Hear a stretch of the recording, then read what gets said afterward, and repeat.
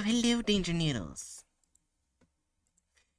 Everyone knows that I'm doing content farms versus the actual SP articles. How is everyone in chat doing? And hello, Robin.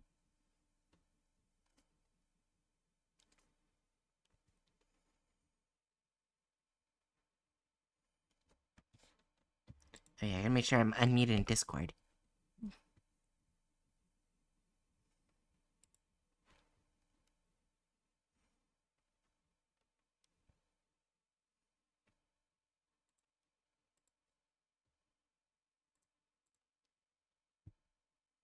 How is everyone? I'm good. Eating pretzels joined tea. Researching treachery and Awen. Okay.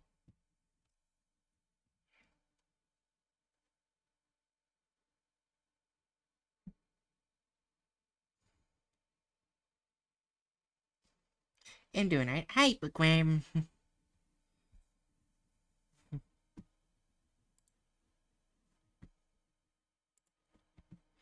Alright. So, this is based off an idea from Radiger, because that's where I watched it from. And one thing I have to makes clear, so Twitch doesn't get on my ass. I do not own any of the videos or the articles. Okay? Thank you. I did make something.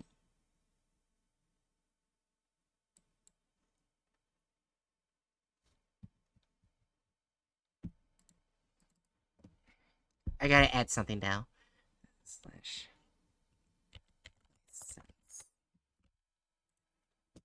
I forgot to add that. My bad. As you can see, I got a little score sheet.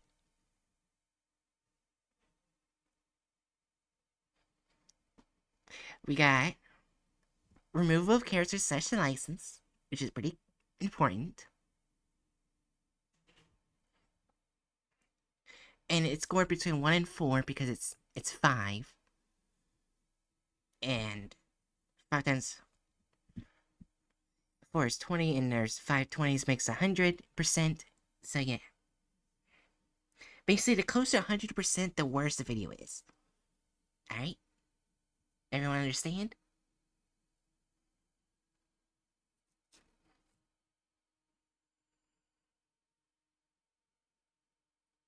Oh wait, no, I got it wrong.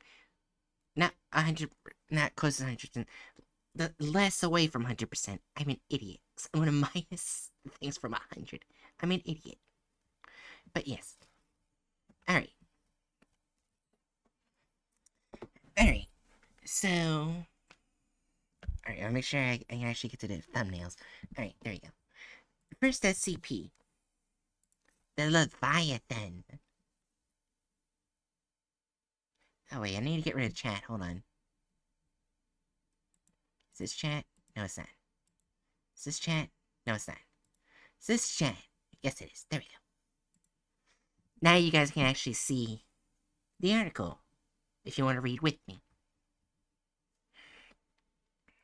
Alright. Say, SCP-169. Item number SCP-169. Object Class Keter.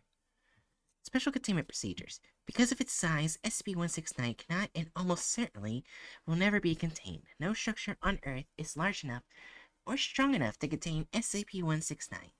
The location of SCP-169 is not precisely known, but imaging satellites and analysis of eccentricities in the Earth's orbit suggests SCP-169 is located in the southern Atlantic Ocean, possibly stretching from the tip of the South America. Any satellite footage of a shift in the landmass produced by SCP-169 is to be excised and destroyed by embedded agents.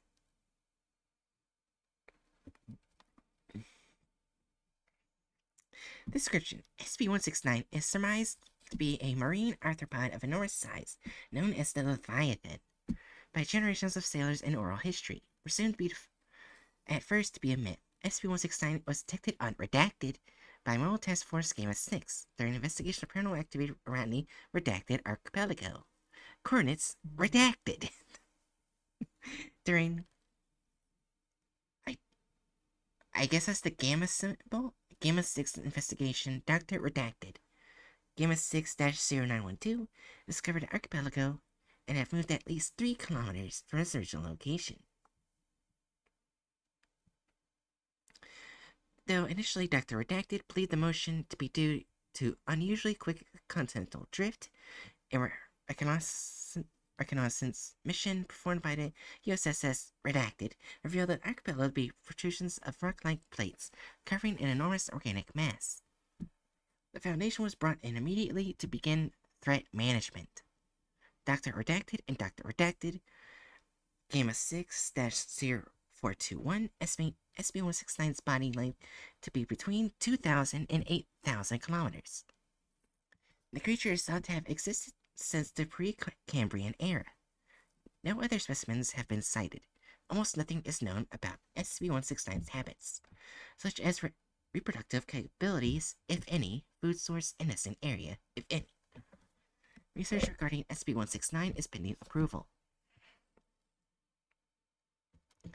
The archipelago known as the Redacted Islands have historically been uninhabited, though claimed by Redacted and Redacted.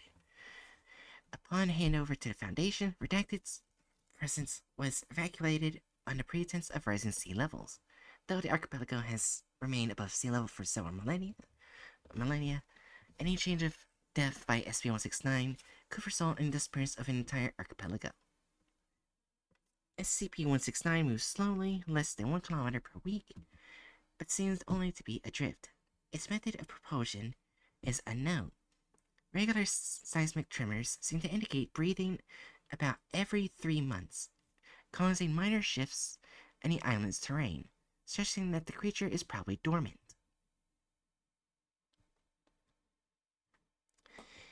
Information suppression. The USS Redacted was scuttled with all hands immediately after the discovery of SCP-169 with permission in the American government. Public is forbidden from entering archipelago created by SCP-169 due to conveniently large number of resident endangered bird species. As indicated above, satellite footage is to be doctored in order to suppress knowledge of SCP-169's movements. NASA is currently cooperating with the Foundation in keeping the existence of SCP-169 quiet. It is currently permitting the Foundation use of their satellites for photographic use.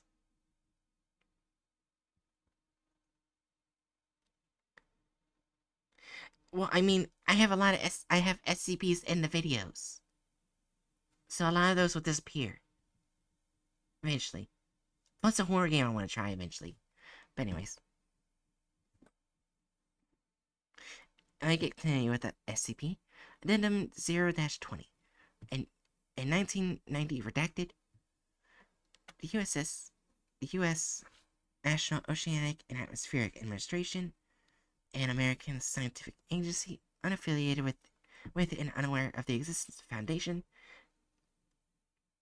That's not how your computer can take all this. It's actually not normal. Actually, it's kind of normal. With an ultra-low frequency underwater sound emanating from around approximately redacted kilometers from the southwestern coast of South America. Despite the best efforts of the embedded agent Redacted, IA-1522, news of the sound leaked to the media, receiving significant media coverage. Foundation analysis concluded that a massive underwater organism was the source of the noise, and SCP-169 was hypothesized to be the source, as its head is well within the possible locations of the rest of SCP-169. The sound confirms Gamma 6-0421's hypothesis that SCP-169 is gargantuan in size. Future efforts by scientific or civilian teams to determine the source of the noise must be stopped by any means necessary. Alright. So first off, before we start, we can actually check the clickbait title. Why am I getting a notification Discord? Oh, it's just a VTuber video. Never mind. Anyways. Not what I wanted. Oh my god, computer. I clicked OBS, not VTube Studio. Anyways. Alright, so.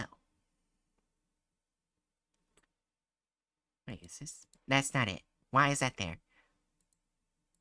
Oh my gosh, it didn't save. God damn it.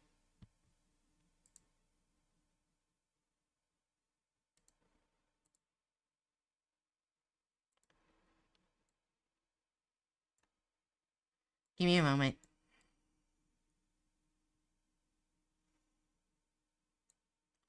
Going to murder my computer. Not computer, OBS. Anyways. Alright. Click big thumbnail. Oh wait, hold on. I mean... I don't think so. I mean, we don't know what what it looks like. We don't know. We just know it's a large organism.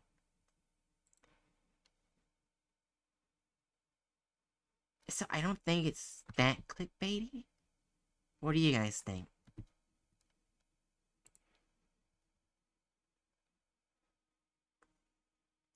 For first time, it's not very clickbaity.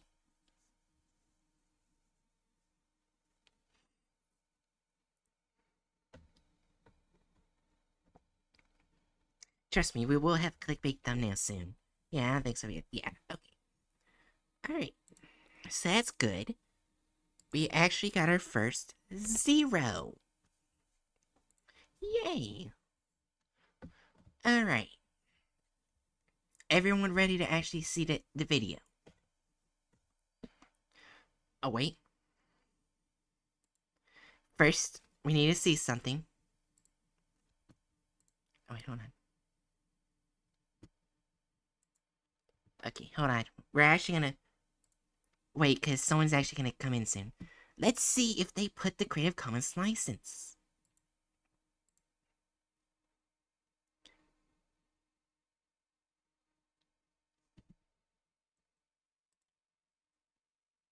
They did!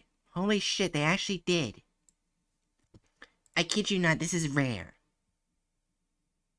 This is actually rare. Okay, so that's good.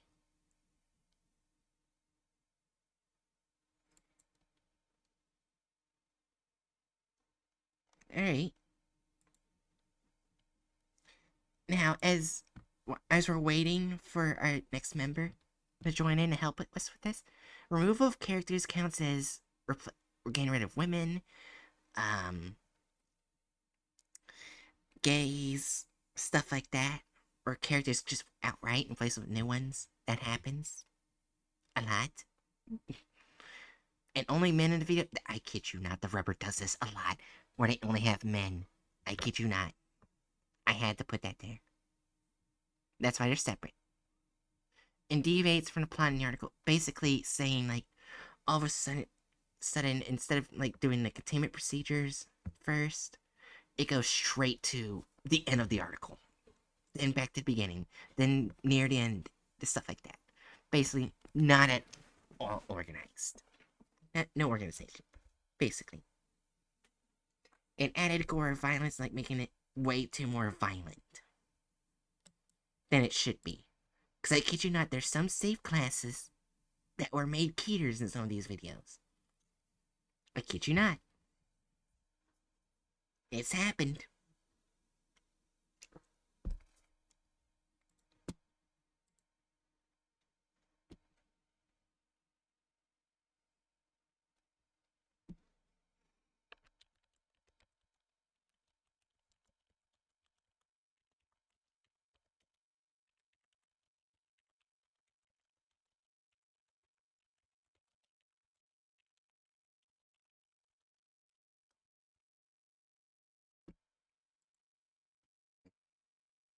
Does anyone have any questions? Because we might have to start off without them. Any questions?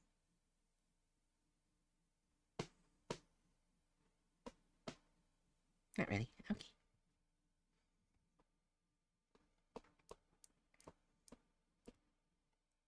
Alright.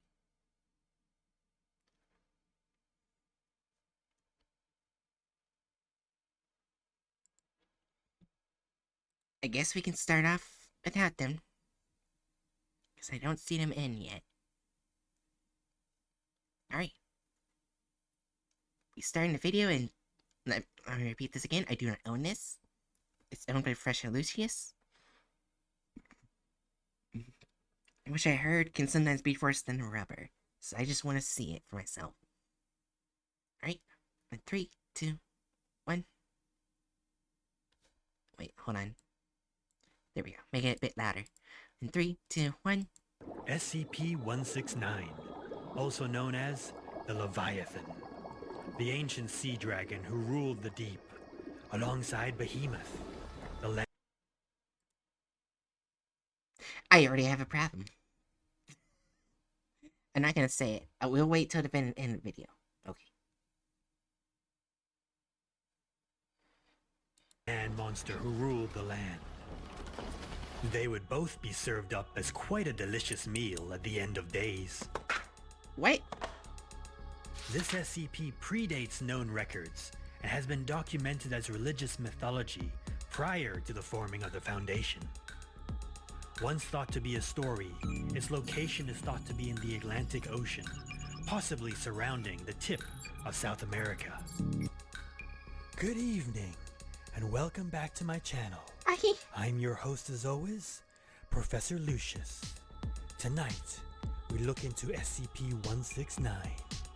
A large archipelago of islands was discovered to have a biomass residing underneath it. SCP-169 could, in fact, be these islands rather than resting beneath it. It's also possible these islands have somewhat grown on its back over millennia. Estimated size of SCP-169 is 2,000 to 8,000 kilometers. It is currently unknown whether it reproduces, though historical data has claimed it to be both female and male. Religious documents state that it is male, as the female was killed in order to halt any possible reproduction, which could result in an end-world situation. Current estimates show that SCP-169 moves approximately 1 kilometer a week and seems to be adrift. Small seismic events approximately every 3 months appear to be due to it breathing. We assume it's currently dormant and possibly asleep. Ancient documents provide more information. According to these documents, when it's hungry, it can breathe fire, hot enough to boil the water surrounding it. Its daily diet was to include 1 whole whale per day. The smell of the creature is so terrible that nothing close by could survive it. Its eyes are as bright as the sun, casting an eerie, illuminating glow on the water. However, despite its size and strength, it fears a small worm known as a killbit that clings to a fish's gills and can kill it.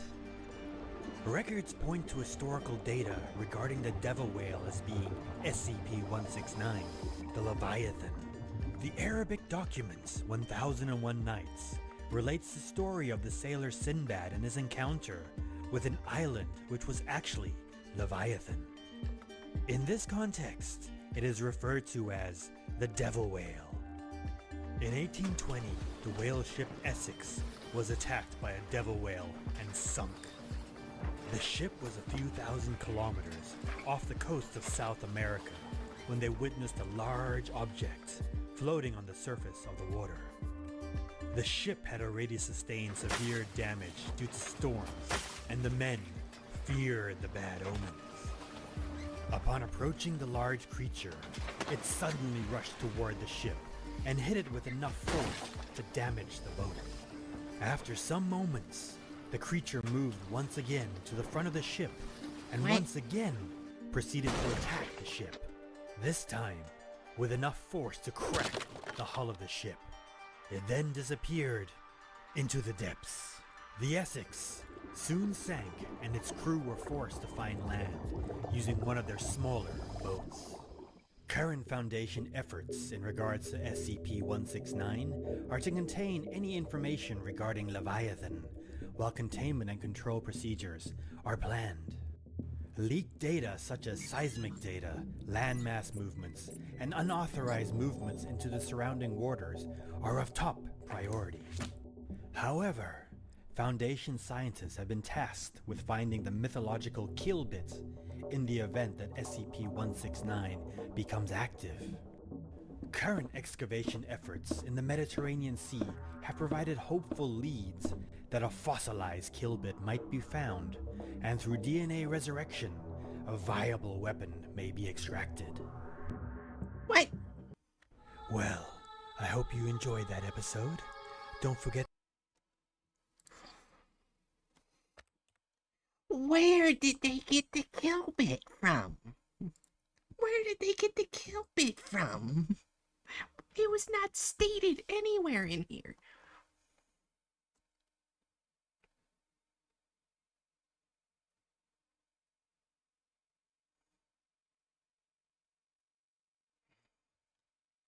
Oh my god, what the fuck did I walk into? You walked into something else. Alright. Okay. It was the redacted bits.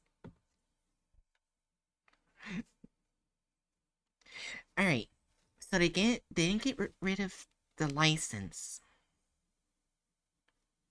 But they did remove characters.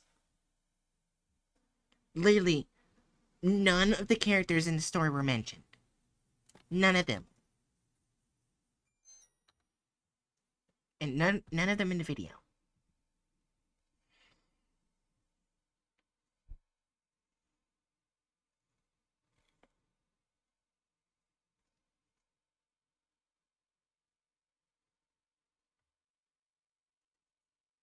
Alright.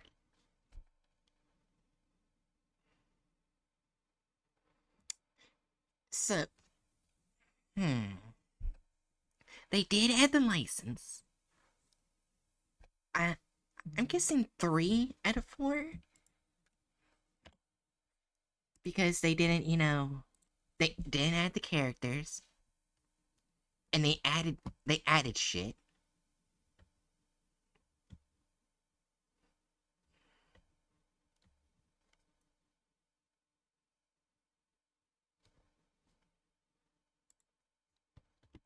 And hold on. Let me see. Hold on, did they only have male characters? Well, no, they had the female right here. They had the female.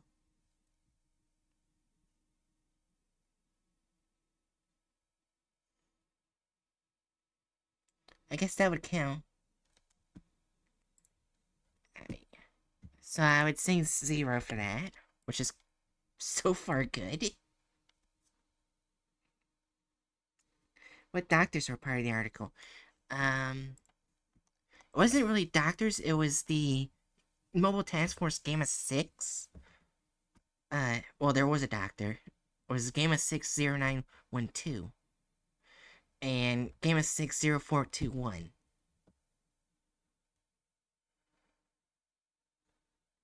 Neither were added. Even though they were the ones finding out about it. Finding out about the anomaly. I couldn't tell because it was 2 doctors, yeah. 2 doctors weren't added. Added gore and violence.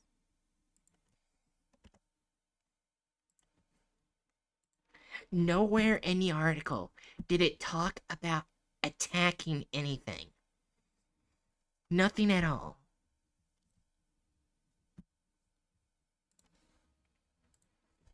He added that in there. That's a straight up 4. They added a bunch of violence near the end.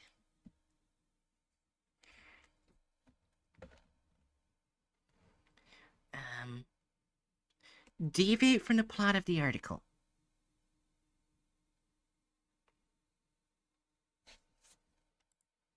I'm gonna say 3. I'm only saying 3. Yeah, it doesn't show signs of aggression in the article. Even though it's a Keter, it just moved slightly. Yeah. This size just could be bad for dead. Yeah. Also, I'm saying deviate from the point of the article because it did contain some things in the article in order, but it added a whole bunch of shit that wasn't even there. So I'm gonna say 3. Alright. Time to do math.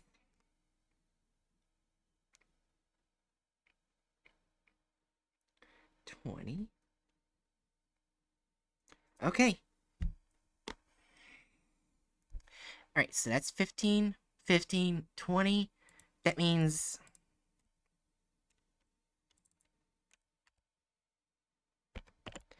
honestly,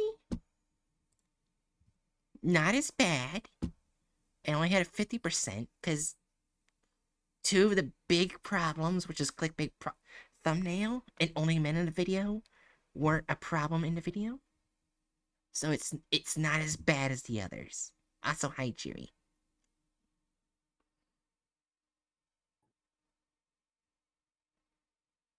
You there? Yeah, I said hi.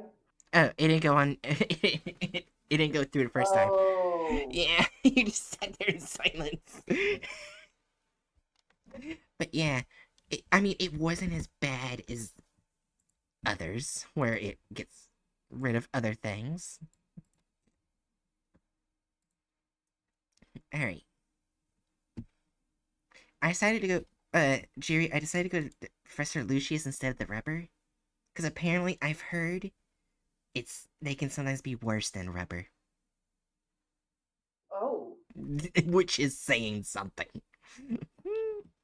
Well, the final score is 50%, so it's not that bad. It's still 50% inaccurate, but... Yeah. Also, with the removed characters, I forgot to say something. Hold on. Let me go back to the video. Where is it? There. This is a Godzilla monster from the Monsterverse. That's not an SCP. I want to comment. I didn't see anything like that in the Leviathan article. Yeah, it's not there. They just added that in. Instead of adding some of the characters, they added... Why? I don't know. Was it not aggressive enough? Apparently.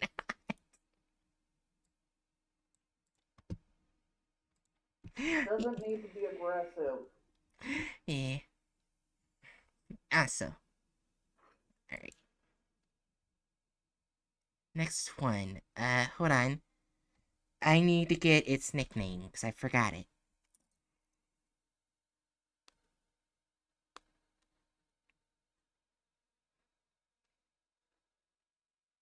CP 2480.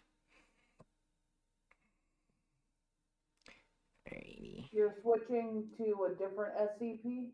Yeah, because we just finished ranking that one. Well, not ranking, well, doing its final score. Okay. It didn't do that bad compared to others. Oh, you've already done others? Not yet. That was the first one. Trust me, I got a bad one. I believe 2480 is called the Unfinished Ritual. Yeah, I just looked it up. Yeah, that's what it is. It's the unfinished ritual.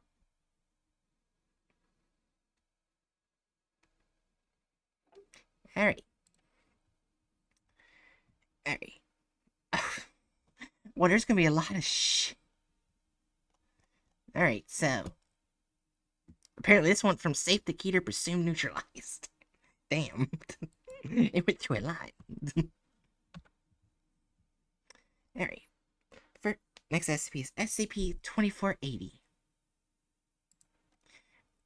Item SCP-2480, object class presumed neutralized. Special containment procedures. Class A, B, and C amnestics may be used at the discretion of field agents. Foundation personnel have been integrated with the community surrounding SCP-2480 as quarantine or relocation of inhabitants have been deemed unfeasible. Consider the best source of information for SCP-2480 anomalies. Agents are to make local inquiries and investigate any rumors, reports, or claims of an anomalous nature. Mobile Task Force Epsilon 6 Village Idiots have infiltrated the community and are and are to remain on the lookout for anomalous manifestations. Mobile Task Force PSI 9 Abyss Gazers is to remain on standby in case of an animation event. Use of force that has been authorized and anomalous manifestations are to be destroyed without prejudice.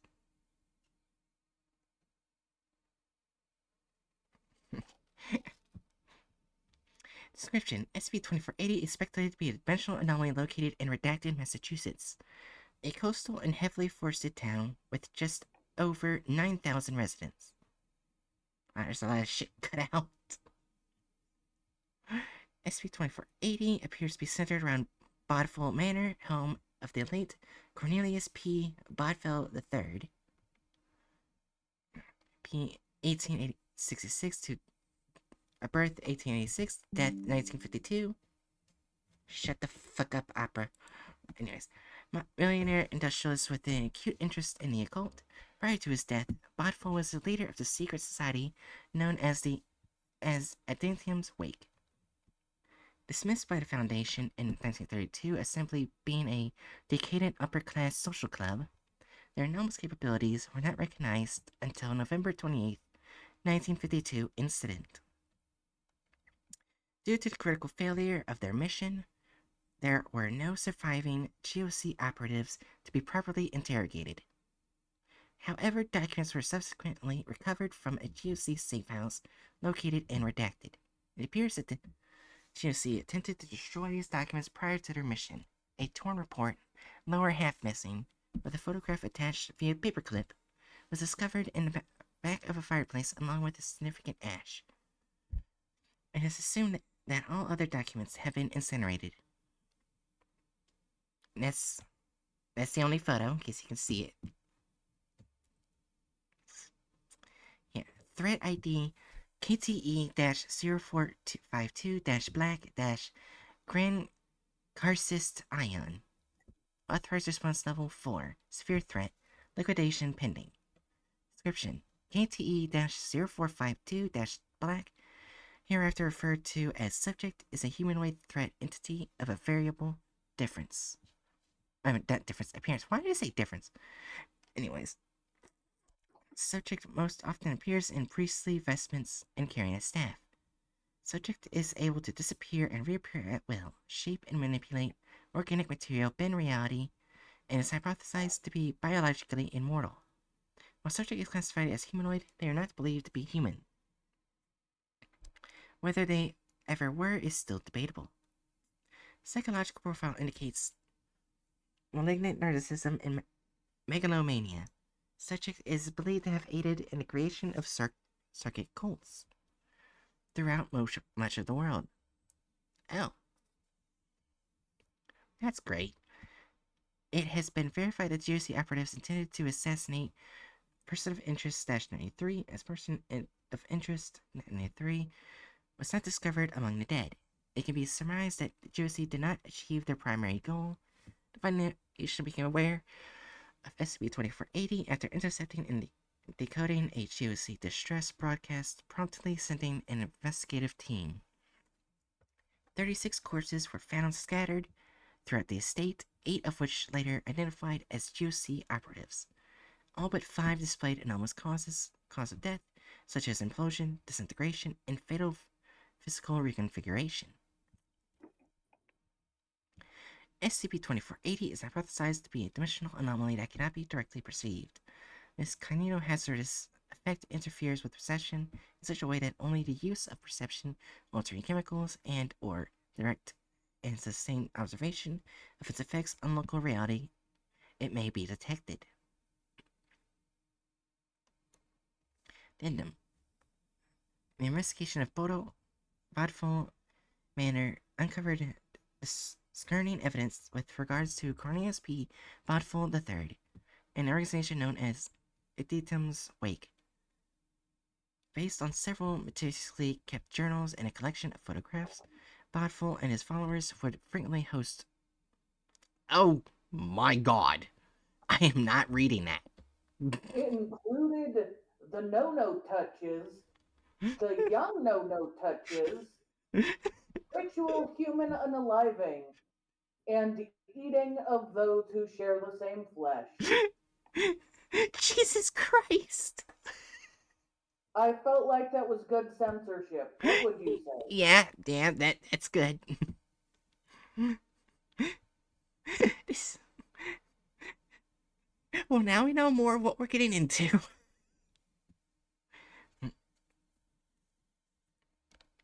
Discover with the journals where sermon notes and guest lists whose names have included affiliate families, respected politicians, leaders of industry, and even those of religious authority. Among Of course Bodful's. it did. Yeah, it's Catholics. Anyways. Oh my. Among Bodful's belongings was a handwritten tome containing religious scripture. The journals frequently reference his book as the Volksaron, or Volksaron, I'm guessing. The writing system has yet to be deciphered. The Grand Hall contains a marble statue depicting an entity with a leonine head and vermiform body. The statue was later studied by Dr. Judith Lowe, senior advisor of the at the Department of History, Religious GOI Threats Analysis, and confirmed it to be the representation of the demiurge among the certain Gnostic sects. Demiurge, also known as Yadabaoth, Saklas, or Semiel, has no history of being presented with reverence and is believed to be a figure of worship for Dintum's wake. At the base of the statue, written in Greek, are the words. I can't read Greek, so I'll read this. Desires the measure of all things. Be unbound from moral tethers. Do as you will to whom you will. Oh, for those who do not know what vermiform or leonine means, the statue basically had a lion head and a worm body. Yeah. In mid 1988, Simon Oswald, director of Site 13, oh god, Site 13, failed Very to. magical place. Yeah. Failed to send a biannual report on the state of SCP 2480, which had no reported changes since its original containment. In addition to believing it to be a bureaucratic error, attempted to contact Site 13 directly without response. Initially, Oh, Agent Samuel Rowe and Agent Sarah Valentine were sent to investigate, but neither agent has since made contact, and their fate remains unknown at this time. Mobile Task Force Epsilon 6 Village Idiots was dispatched to Redacted in order to re-establish contact with Site 13 and probably secure SB-2480. Members of NTF Epsilon 6 were able to successfully integrate themselves into the community as new residents or tourists. I highly doubt they're gonna get this far into the article. Like, the special shit. well, that's true, but we could, like, look over it just to be safe. Yeah. Would you like me to, like, read some of the footnotes? If you want. Uh, Footnotes, alias, Karcist Solkix. I have no idea if I pronounced that right. Subject was never apprehended or recorded among the deceased and has since been classified as a person of interest. I do not believe this individual to be a historical, ion, mythical, but rather a pretender. Nevertheless, this Poseido ion continues to represent a high level threat. Dr. Judith Lowe. Hey, Jerry, Docu- I know how to say that. It's pseudo. I thought I said pseudo. I just like Oh. slipped a lot before saying it. Ah. Okay, sorry. Yeah, sorry. Some words I have trouble saying. That's why it took me a few tries. That's fair. Yeah. Alright. Document not recovered with KTE 0452 black. Oh my, okay. The Foundation now has possession of a copy of this document due to the agreements involving with the Project Citra Arcra.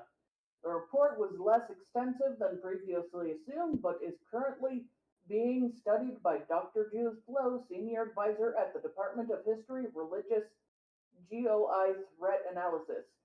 See SCP-2075 and SCP-2095 for presumably related anomalies. Self-influenced gunshot wounds were the cause of death for 5 out of the 8 GOC operatives. That's their own fucking fault for fucking with things they shouldn't have. Yep. Mobile Task Force Epsilon 6 Village Idiots specialize in investigation, containment, and subsequent cleanup of anomalies in rural and suburban environments. An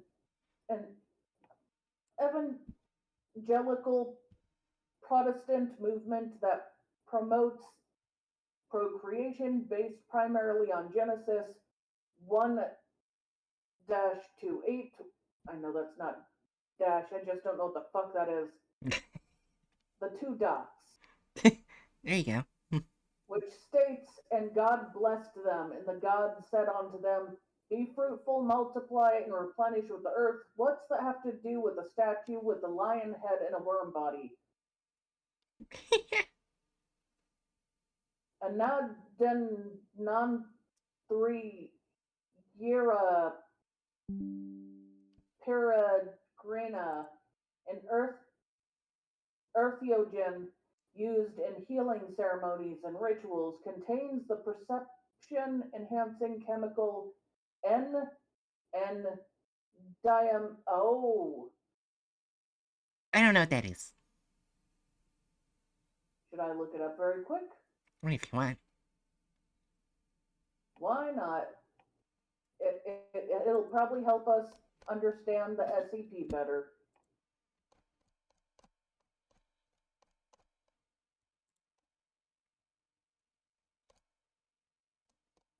Right? Come on.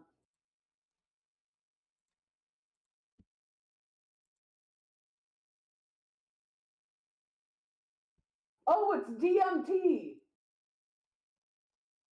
What? Oh, it's DMT. Okay. Too bad I don't know what that is. Let's say it's something you should not have injected in you. Ow. Well, damn.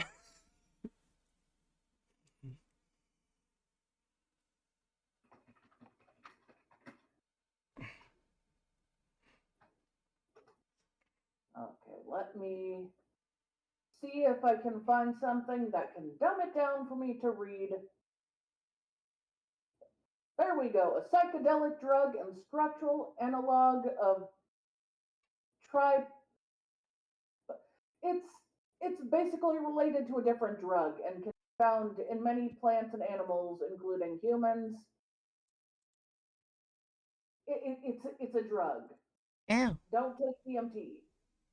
got it. I was trying to find something that could help me explain it, but I guess it's just, it's a drug. Don't take it. It's bad.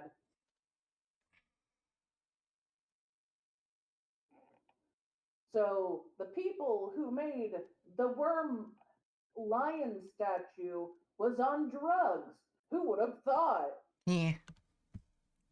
Entity has been classified as an instance of SCP 2480-2 and are now colloquially known as MTF as behemoths.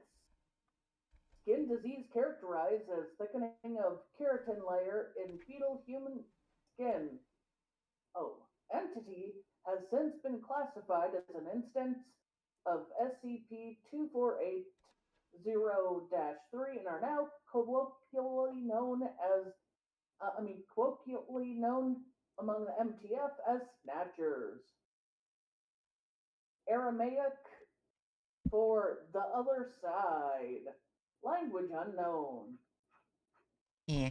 Also, I looked at the things. If we read all this, it would take really long. They Okay, added. then let's just go to the video. Yeah, I'm pretty sure we know enough.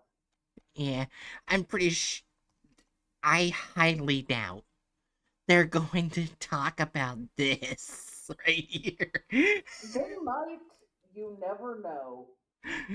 Alright. Also, let's see how many women are in the video because this article actually has quite a few women in it.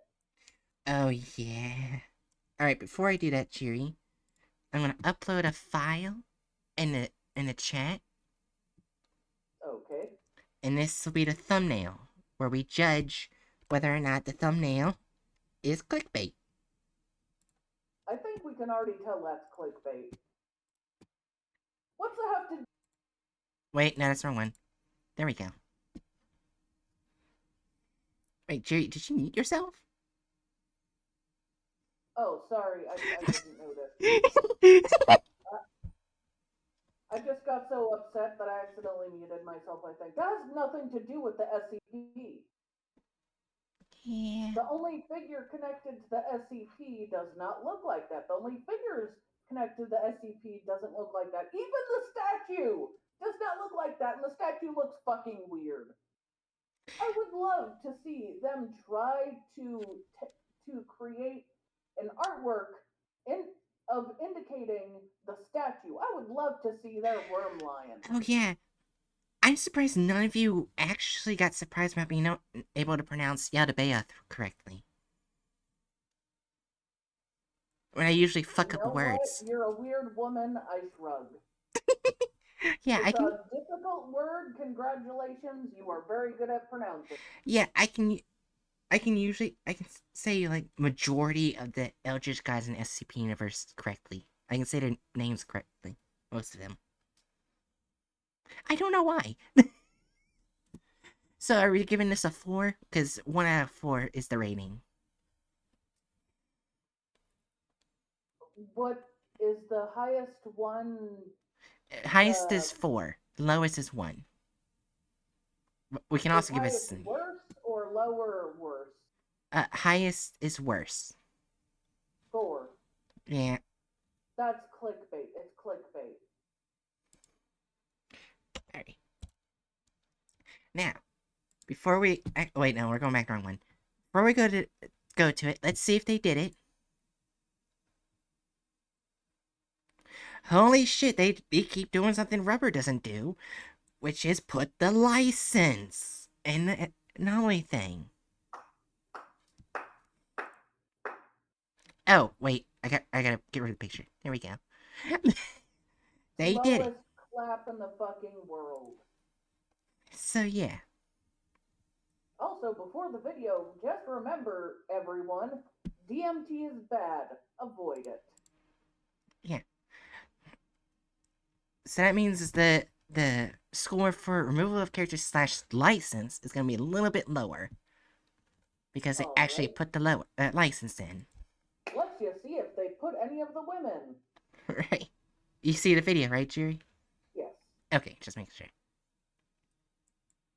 Dr. Narvaez was sent to inspect the town to find out what was happening to Epsilon 6.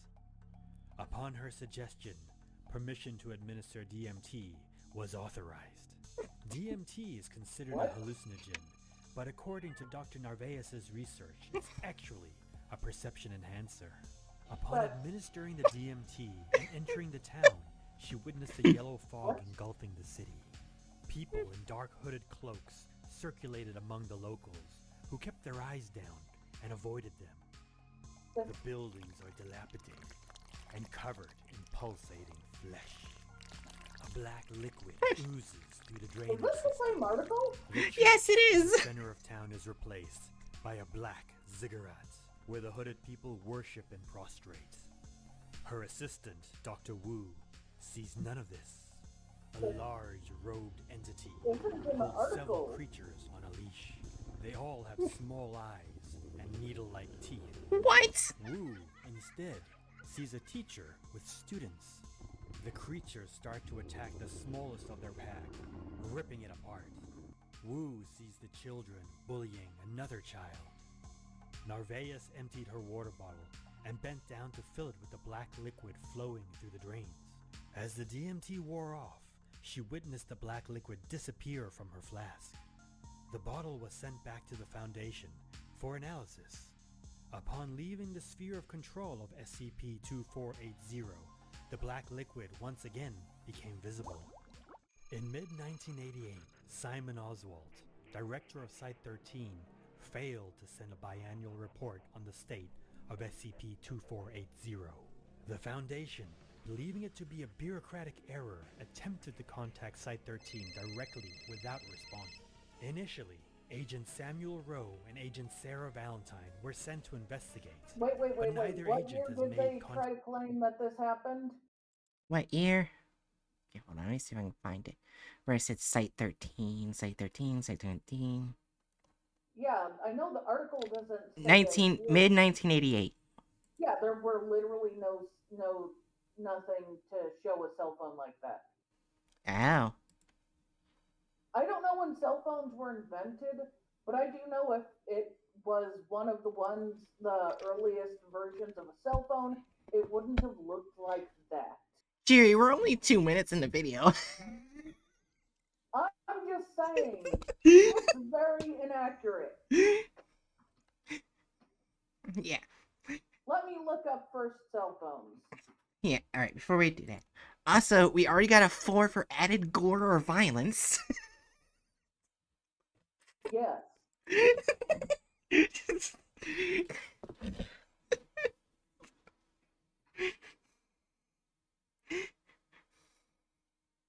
Gore cells. All right, 1973 was when cell phones were invented, so a cell phone could have been possible, but it would have looked like a clunky, thick mess.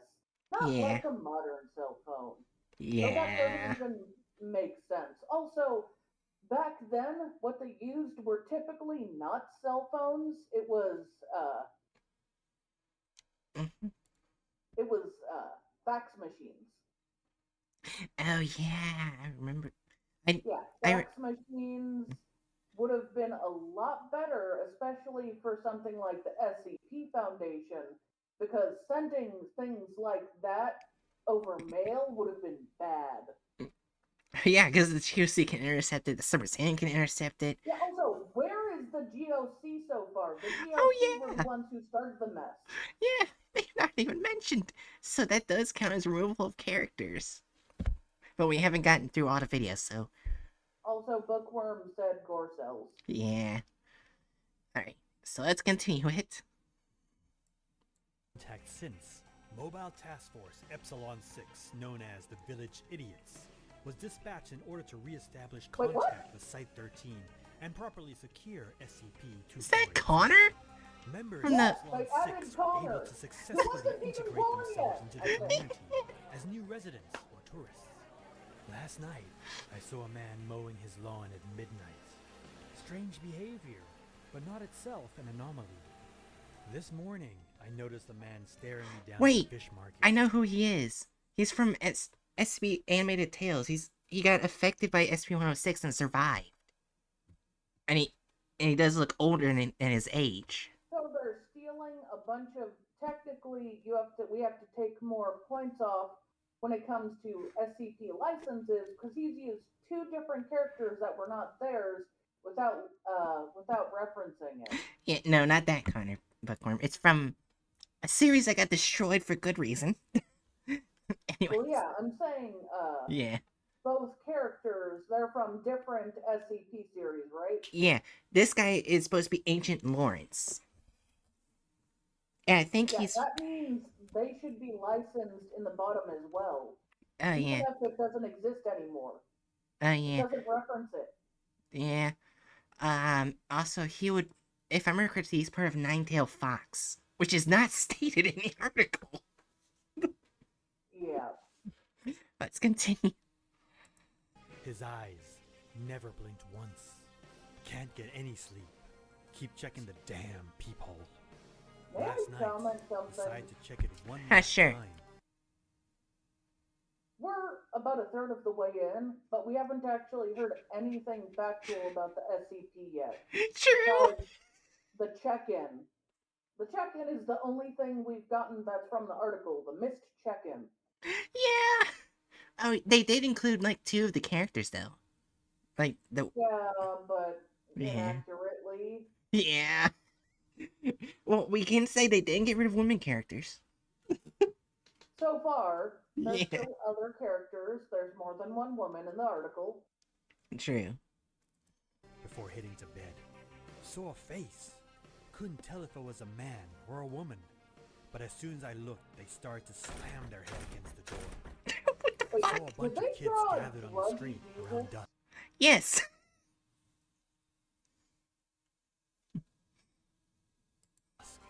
Thought they were playing a game, but as soon as they noticed me, they scattered, leaving behind what had their attention.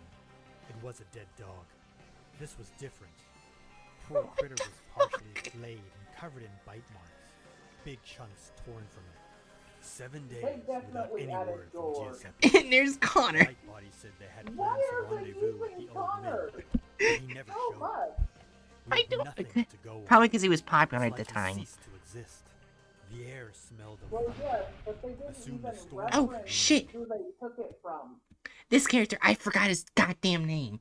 But he's also from SB Animated, and he was like a site director. Oh. I recognize the way he looks. But he's also an asshole. Also, Bookworm said Connor, the android from Cyberlife. Yeah, they mentioned that earlier. I said no, Connor from SB Confinement, which we will not speak of. Yeah, that ended badly. Yeah. I saw Grayson's eyes widen, and in an instant, he was turned to slurry. There I was, covered in blood and bile. How, The how small much chunks of blood are Grayson they spilling going into the to harbor. add? I don't know. I felt a presence. Today, Okay. we discuss SCPs. Okay, before we go here, I'm just gonna go over here, do this, 4. I don't think we need to converse about that not being 4. They changed a lot of the articles. Yeah. 480. Don't forget to subscribe. Dr. Narvaez conducted a second incursion, accompanied by agents Lightbody and Goldstein, to ascertain what had happened to Giuseppe. After administering the DMT, the building immediately entered a state of decay with fecal matter and blood everywhere. What? In the living room, written on the wall, it says, "He is dreaming war. Adytum will rise."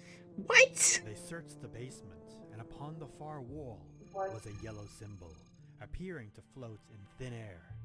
The wall faded away, and a set of stairs descended down. As Narvaez descended, her colleagues reported that she vanished straight through the wall. Upon her persuasion, they followed her through. They descended the stone stairs into a moist tunnel-like structure with oozing walls. The tunnel divided into branching smaller right. tunnels. They took the nearest left. They actually did look at the mission logs. Oh, they actually did? Yeah, I was like briefly deciding to look, and the first one mentions a man mowing his lawn at midnight. See, and... Okay, get saved through the peephole. Okay, we got that. Okay, let's see. I'm trying to see the dead dog. I see that one. I'm trying to see if any of the others are in here. I don't see anything about the others so far. Don't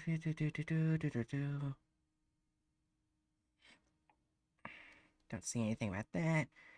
Ancient Grayson's dead, but wait, they didn't say how he died so far. Wait, no, he did. There, it did. I didn't see it. Okay, so the 3 dogs at the beginning, they weren't there. I didn't see anything about the hallway. That wasn't there. Okay, so some of it is... Discord cut you off. Give me a moment.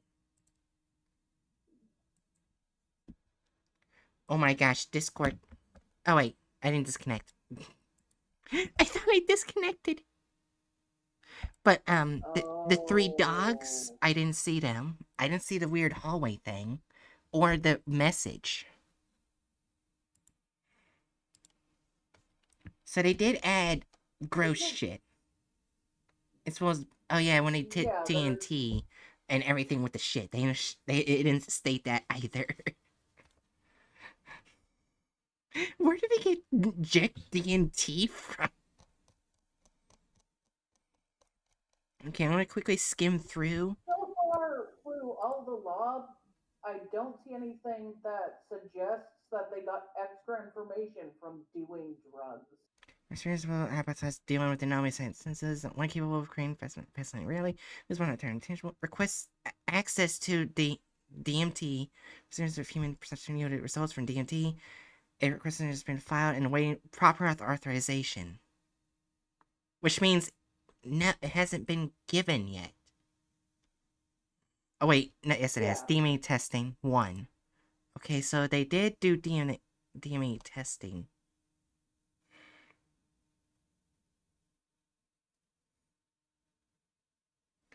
Okay, let's see, making sure. They're talking about the people walking around, but actually, so far, okay, I'm So still. far, reading these logs, uh, I don't see anything that shows that they interacted with aggression directly nor Yeah, shot directly. Also, where did Giuseppe vanish to? right. Oh wait, he is dreaming war. Eddington will rise. That's there. Okay, Wait, what? so yeah, right here in testing 2, he is dreaming war. Eddington will rise. It is in the article. Okay, so it is showing less, but they didn't add as much as before, so we should probably come back to that. Because we didn't look at that part. That's our fault. So we didn't look through, but it doesn't show like them being aggressive. Not very much. Like it's there, yes, but they're not like going after and kill. I will say, Giuseppe, it sounds like vanished out of existence, Yeah, and they don't say how Grayson died. right. Alright, so we'll have to come back to the blood and gore. But the area that they're in now is not talked about. So there is added shit.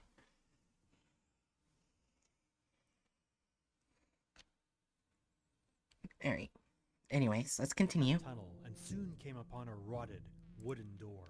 They pushed through the door and came out of a shack in a field near the Bodfell estate, clear on the other side of town. Narvaez saw the silhouette of a large humanoid coming through the fog, invisible to the other two, approximately 4 meters in height, pale, flabby flesh, large tooth-filled mouth, no eyes, ears, or nostrils, 3-fingered hands stained in blood and guts. It took Goldstein and disemboweled him in one swift move. The doctor and Lightbody took off running, but the ground was shifting and moving. It had become flesh, skin, and pus. The ground opened up around Lightbody and swallowed him whole. Well, why do they keep The showing last that thing I character? heard was her screams and bones cracking. In response, What was that, Jerry? I was saying, why do they keep showing that character? Also, they keep adding violence where it's not there. Right. Honestly, I'm looking through the statements of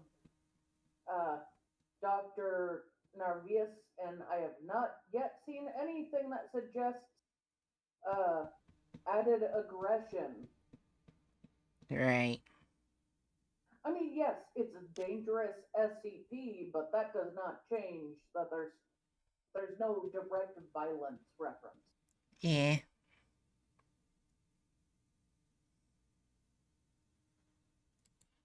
Project Citra Acra was formed between the Foundation and the Global Occult Coalition. Oh, Their hey! job?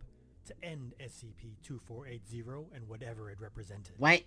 12 years of hard work and heavy losses later, and they were able to We don't know capture the what they were Bodfell trying to do estate and decided to and stop it.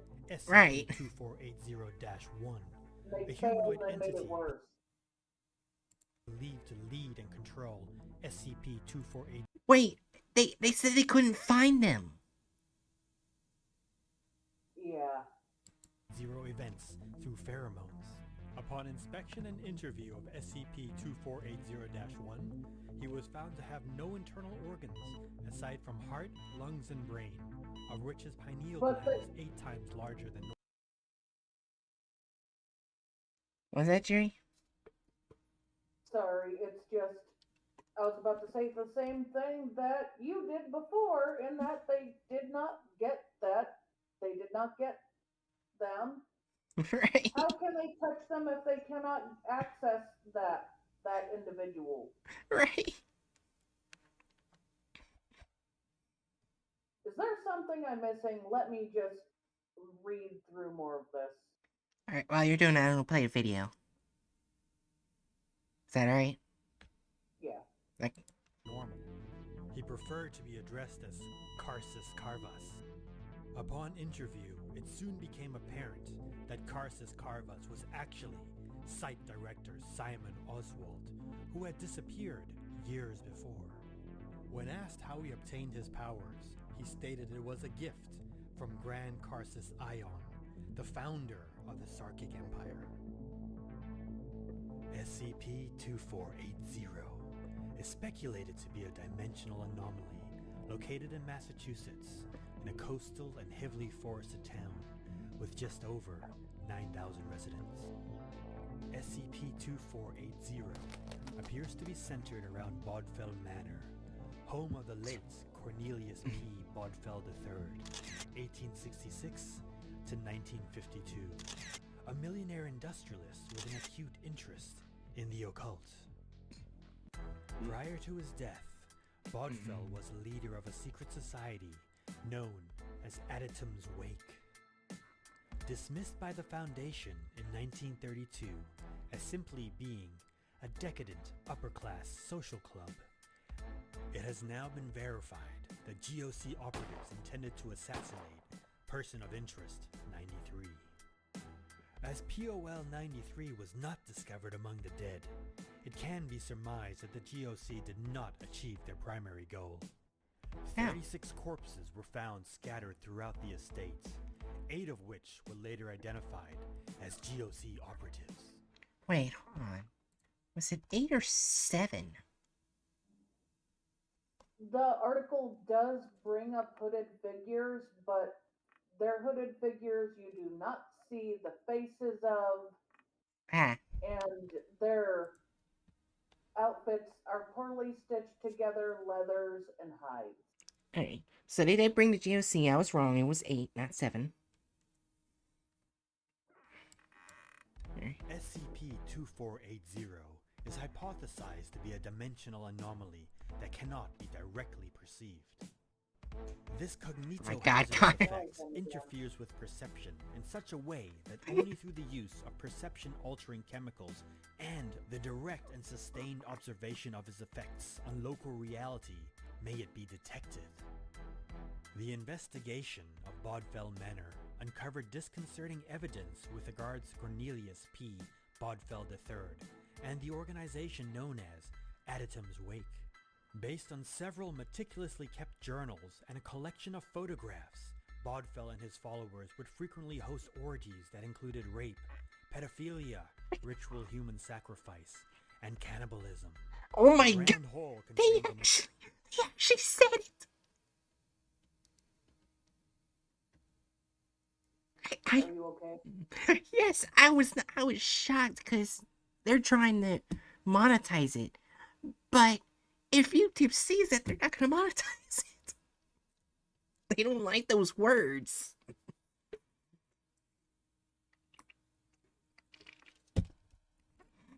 But all right. marble statue depicting an entity with a leonine head and veriform body. What?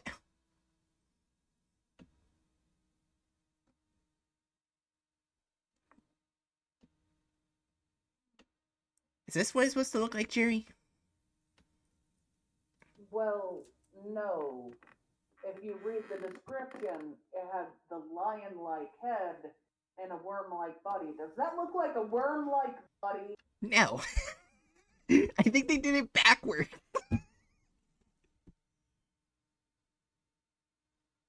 You know it looks better backward, but that's not what it described. Right? It said Leonin and head, right? Leonin Yeah. head? Think so. That's lion. Lion head. Oh, now we can, okay. Lion head.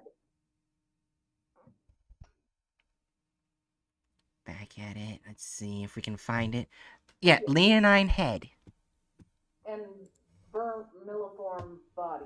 Meaning Yeah. worm body. Yeah. Worm body, lion head. Not lion body, worm head. Right. Anyways, let's continue.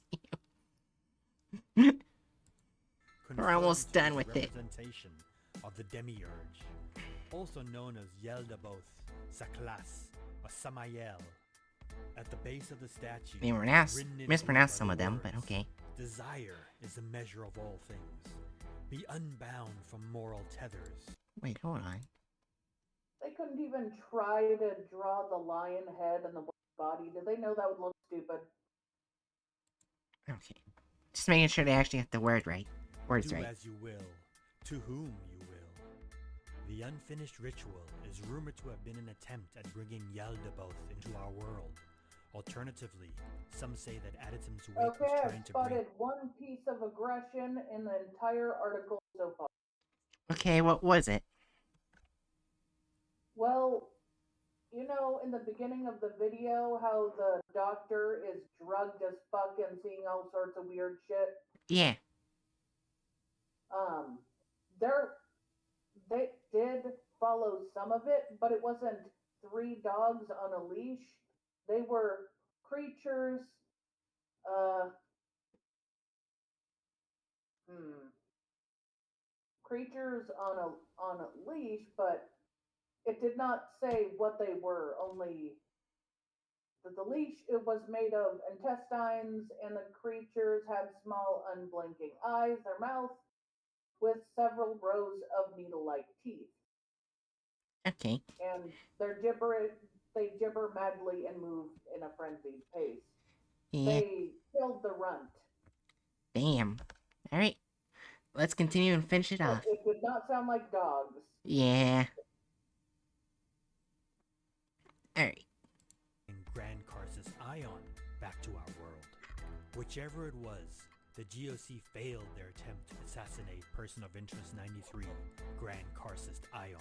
That's true. By interrupting this ritual, they opened a dimensional rift which allowed nightmarish invisible creatures into our world. Ion then bestowed Simon Oswald with the power to control these nightmarish creatures. That actually is the picture in the article. Army for conquest. The rift was finally closed and is considered neutralized since the capture of Oswald. However, another similar situation has arisen in Romania. Click like, subscribe, and They actually included the last bit of the article, because I did double check that. Like at the very end, the last addendum, it did state that there was an incident in Romania. Investigation is currently ongoing.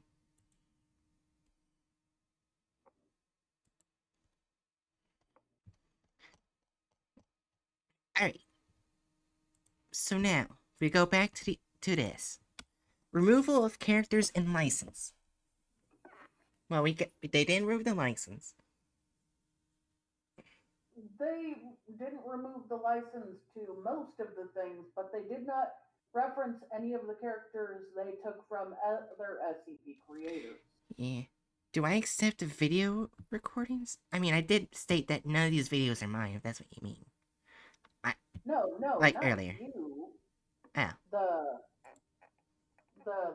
The person we're reviewing. Remember, they used multiple characters that were not theirs, like Connor, and they did not show the license. They did not do anything. You mean recommendations? I mean, if we have time after these SCPs and you have a content farm video you want us to see, I would definitely do it. Oh, you're looking in the Twitch chat. Yeah.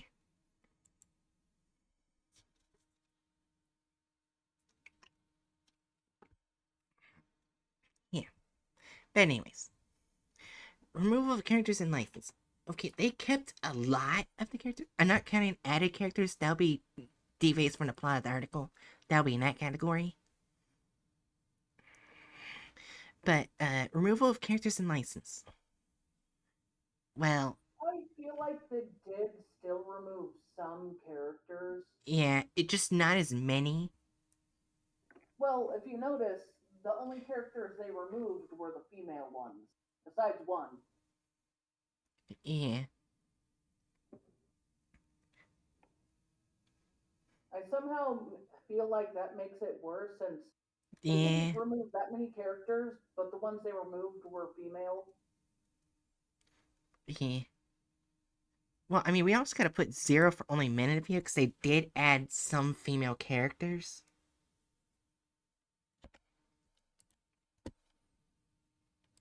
They added, yeah, like Yeah, they added one character. I mean, sorry, not characters. one woman when there's more than one woman. So you're thinking a 3 or a 2? Three. 3. Added gore Because and let's be honest, yeah, it's they may have referenced the license for the articles, but they didn't reference the characters. They totally washed over that. yeah. Added gore or violence. Poor, poor. They did. They added a lot of aggressive things that weren't there. Deviates from the plot of the article. I will say 4 for this too, mainly because majority of the beginning they're at the end of the article. Then they went to the middle, then they went to the very top, then they went back down near the end. Also, in intermission, all of that, they added their own shit. And they Yeah. added a lot of violence and a lot of visuals that even if you read through the article, is not all there. 15.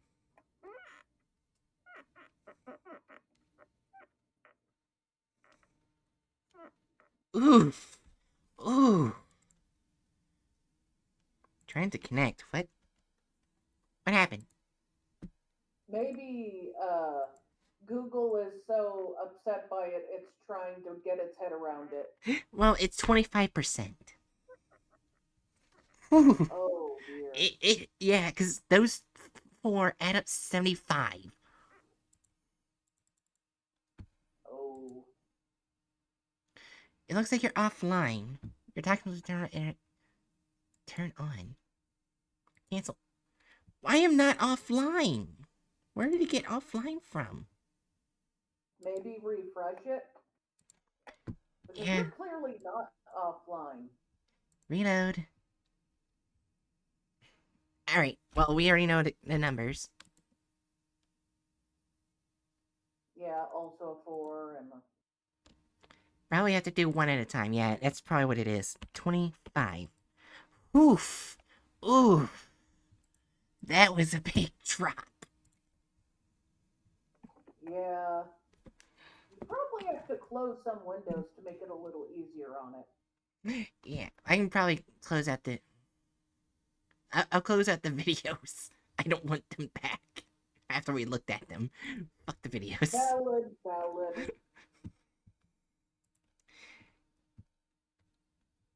Next Man, that one. was so much added aggression.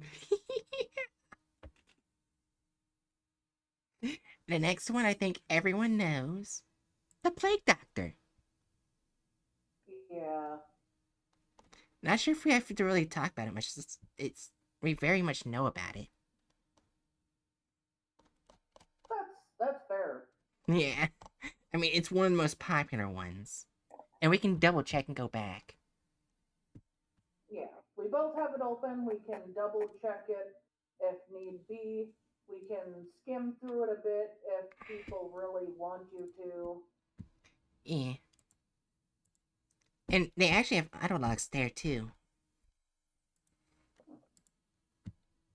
Alright, so here's the thumbnail, Jerry. I'll add it so stream can see it. Is it this one? Yep. How did they somehow add more violence to a character that can murder someone with a touch? I don't know. So is that a clickbait thumbnail, Jerry? Slightly, but also not. Technically, the beak isn't metal. His Yeah. mask doesn't look remotely modern. And when he kills people, there's not blood everywhere. The head isn't cut off. He just touches them. Yeah.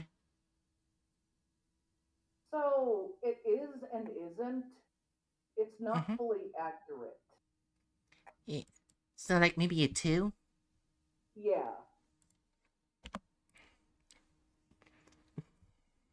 Alright, so ready for the video? Oh boy.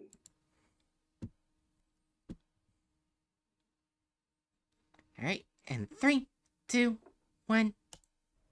During the time of the Black Plague, SCP-049 was just a simple, poor man living in a village with his wife and daughter. Suddenly, Pause. he saw an actual Yeah, this is the story of the interview between God and 049. Yeah, this isn't something that's even part of the article, and it's not something we know is actually factual or not. Just because God said it doesn't mean that it is factual. God Yeah, himself said he doesn't know. right. I also forgot to check. They did include a license. But yeah, the God SCP character himself said he doesn't actually know. So not only is this a different article, but it's not even something that's fully accurate. Also, We don't know what his origins are. also, That's the origin God guessed. here's one thing. I am gonna add in removal of characters because in I want to let it play for a bit so we can see all the Playground family. SCP-049 was just a simple, poor man. You see her skin color right here, how she's darker than she's not plain white like these two. Yeah. In the article between SCP-343 and God, the picture of 049 and the family were this skin color. So why are these two white? Oh, they whitewashed the family? Yep. Oh Yep. no. Mhm. And you know something worse? If they had the darker skin tone and they were poor, they were probably Romani people. Yeah. Oh. Mm-hmm. I just thought to go back Oh. and show that. And if they were Romani people, that dress is way too short. Because, fun fact for all people, the Romani people do not let people even see the ankles. That was seen as revealing, Yeah. which is not surprising. A lot of people were like that. Mm-hmm. But they would even put weights on the skirts to keep them from going up. Yeah, I just thought to mention that because I remember the art. They were this skin color, not this one. Oh boy. But anyways. And living in a Okay. village with his wife and daughter. Suddenly, he saw an actual plague doctor. Also, why does he look more like a butler than a plague doctor? Because this person has no idea what a plague doctor actually looked like. Yeah. Like, let's look at the mask, for instance. That's not what the masks looked like. That's a Mm-hmm. horror movie version of what they looked like. Yeah, because they had the things on the side where they put like I forgot, was it like flowers or scented The stuff? flowers and potpourri, that would be in the beak. Right. Also, it wouldn't look like it was stitched together by a child. We're only 12 seconds in this time. It's historically inaccurate. And also, that is not a butler outfit. Technically, that is a noble's riding outfit, Ow. which is not what plague doctors were. They were not noble. Also, technically, back then, most of the quote unquote plague doctors were frauds. Why are they trying to say it was a real doctor?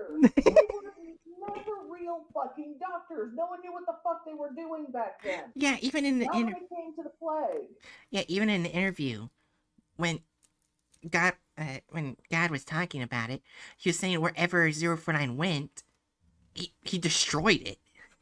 He got the money, but he caused destruction and death and disease. Like he didn't help at all.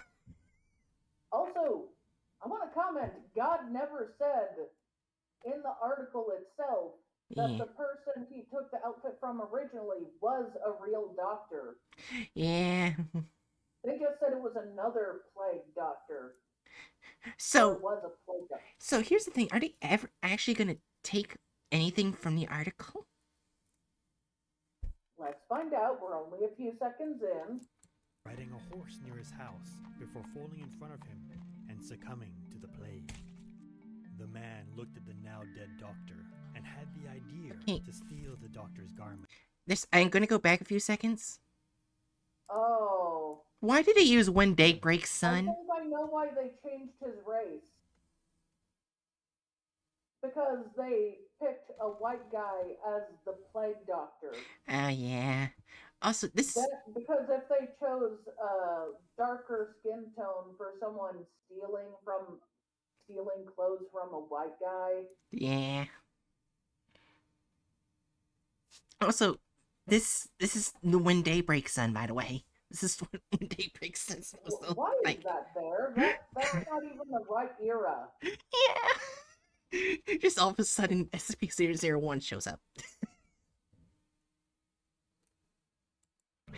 Anyways. The man looked at the now dead doctor and had the idea to steal the doctor's garments and disguise himself as a doctor to scam people and gain money for his family. However, unbeknownst to him, by taking the garments, he made a deal with Small Death of the Brothers' Death, which caused the man to become That's cursed. not in either as of one the of many articles. Yeah, that was. There's not in either articles. There's no article that says that he made a deal with death by stealing clothes. I think there's only one SCP that made a deal with death, and he regrets it because I was like he beat death in a game of chess or something like that. And once again, Yeah. this article is literally God's guess on what happened to him. Right. So they're taking a guess and running with it and then embellishing it. Yeah. Right. Well, let's get going then. Agents of Small Death. He visited different regions and spread death, with people believing he was a real doctor. That's since he also was somehow not. immune. Can you just. Why? Okay, sorry, I need a breath. That is not a historic outfit at all in any way. The fuck are they doing? Also, here, let me go for a second. You see how it's red and stuff? Yes. Or 49 seconds, okay. You see a bit of a problem? Where'd all the red shit come from? Basically, supposedly, he's stuck in the other guy's clothes, but it's not the same clothes. Right. But also, neither outfit looks like the outfit that SCP has. Have we ever seen SCP-049 Wait. in either of those outfits ever? I also noticed something else. Look at the horse. See how it looks a normal horse and everything? Yes. Let me go to 49 seconds. Oh wait, hold on. Let me go back a bit. Real doctor, since he was somehow immune. Look at that horse. I want to comment that the horse is not part of any SCP. Also, now that I'm done having a freak out of how historically inaccurate this is worse than the cell phone popping up in the 1980s. It's like the SCP videos are getting worse and worse. That masks like that, I do not believe popped up until the 19th century. Oh, Gas, huh? Jerry, I wanted to tell you something about the rubber. The reason I didn't do them first, because their most recent SB videos talk about them having relations with some of the anomalies. Oh! Yeah, there's literally one where the rubber is trying to bang 096.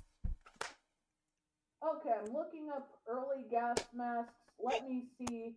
The first one that looked remotely like anything like that. Yeah, that's copying masks that were from the Second World War and adding a bird theme to it. That did not exist during the plague. All of a sudden, bubonic plague started during World War II. No, no. Anyways, let's continue. We're barely in the video. It's not even a minute. Screaming in historical inaccuracy. I can kind of see why people say this person's worse than the rubber. Also, may I just comment? Yeah. Red dye would have been more expensive than black because black would have been something you don't need to dye. You could get it from black wool. Yeah. So why would they randomly change to more expensive clothing when they're supposedly poor? Also, why the added metal to the clothing? That would have been an extra cost. Or They're literally adding these weird expenses for someone who was supposedly poor. as well as a different horse. Yeah, so he bought a different horse. Instead of helping his family, he went out buying shit for himself. Like an American It's husband. historically inaccurate and it's angry. It's not even it's historically inaccurate. It's article inaccurate. So far, they haven't even spoken about his article. Yeah. Will they eventually get to his article, the doctor he befriends and the doctor he kills after befriending, I don't and know. showing how he's not very honest? Wait, I'm wondering. Because the Vulcan does voice in the article. Are they actually going to use his voice? We'll find out. I don't think they will, but sure, let's find out. Yeah. Plague. After becoming rich, he returned to his home to reunite with his family, but to his horror, found his wife had succumbed to the plague and was partially eaten, while his daughter was soaked in blood, but was thankfully still alive, thanks to her immunity which she That's had inherited from not her father. the state he It found is his family in. Yeah. That's also not how someone looks like when they plague.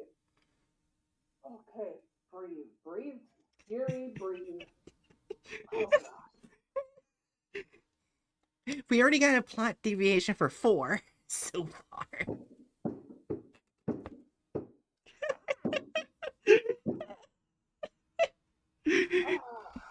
Hey, we managed to pass a minute.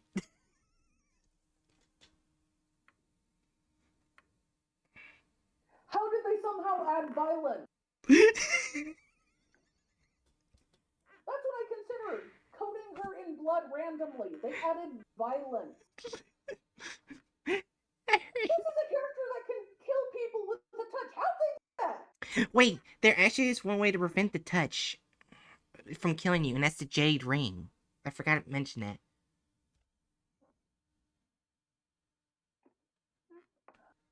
You know, the Jade Ring that gives you the symptoms of narcolepsy if you wear it?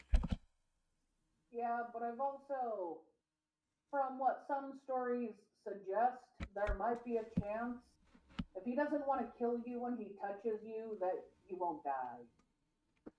Yeah. I still wouldn't fucking trust him, but Yeah. sorry for getting angry and slightly banging wood. I'm sure you've heard that. You're fine. I mean, I'm almost in. I have to be impressed to their stance towards violence, where they can somehow add more violence than there already is in an article with violence already. Yeah, and also how to make how to make the SCP videos worse than the rubber.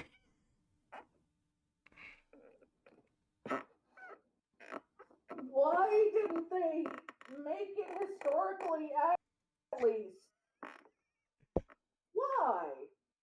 I don't know. World War II has nothing to do with the original bubonic plague. Ah. Jerry, I'm just gonna tell you, wait until we get to the teenage Gaia. Yep. Anyways, let's continue. Unknown what happened after, but it is presumed that the man did surgeries on himself, removing parts of his organs in order to store his tools inside his body, removing his own What? skin and grafting What? his costume and mask to Pause, his body. pause. That is not in his actual article, and that's not mentioned in the conversation he has with God. That's, as far as I know, that's not something in any article about him. He uses his fucking bag. Right.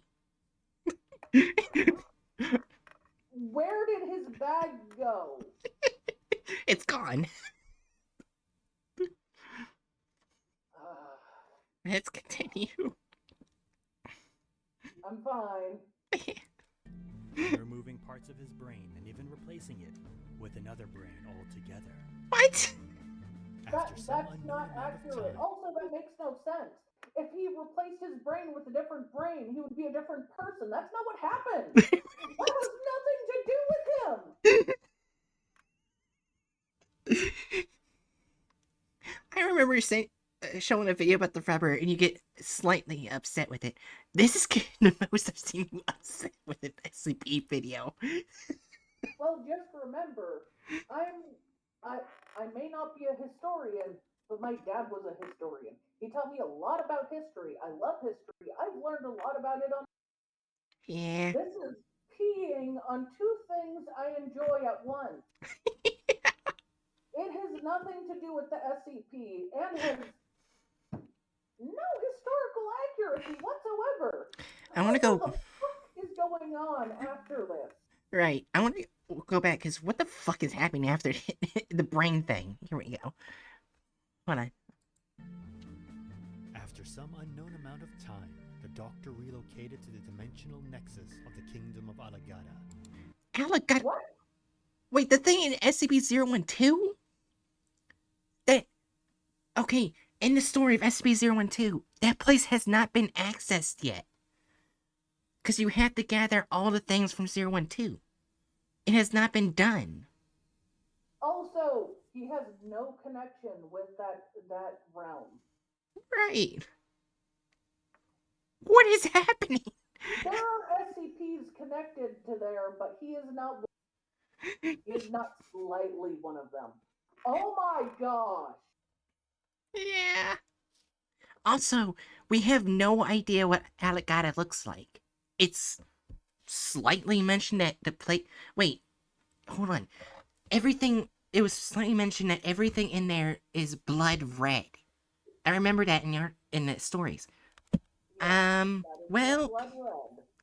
I mean, I see some blood red, but not everywhere. No, that's not blood red. Oh. That's not dark enough. Then yeah. None of it is dark enough. Yeah.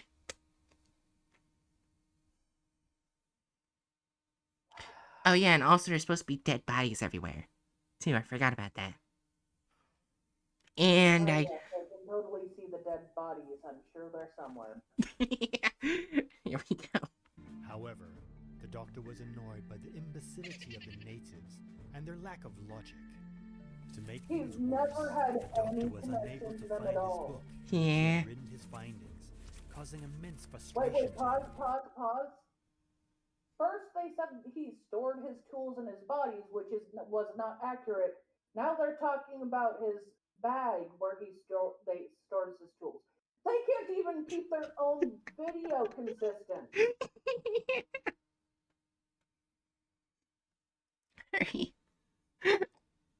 Let's continue. After telling some visitors to leave him alone, the Doctor received an invitation from the Black Lord of Alagata. Upon What? arriving to the Lord's palace, the two met and introduced each other. The Black Lord was curious about the doctor's medicine and asked if he could cure him of any disease he might have, but the doctor was discouraged and was afraid he could not. Suddenly, a monster appeared from the walls of the palace and heavily injured the Lord, leaving the doctor to perform a surgery. I'm gonna look up if there's been any comments anywhere about SCP-049 and Allegation. Yeah.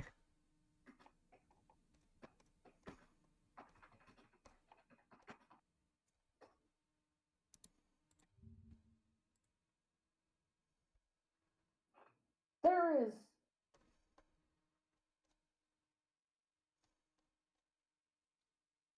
Okay. Yeah.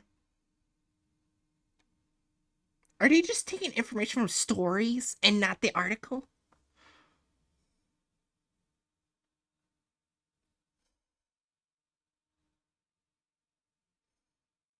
I Did you find something? apparently SCP-6500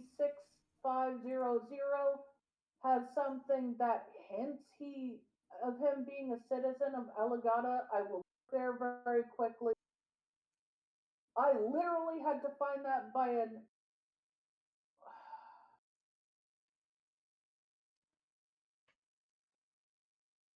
This is so crazy. Bookham, are you being entertained by us cringing at this video so far?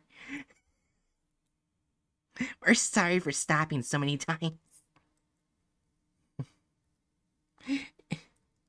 We already know this is probably gonna get, like, even worse percentage than the last one. A little bit. There's no way it's gonna get higher than 25%.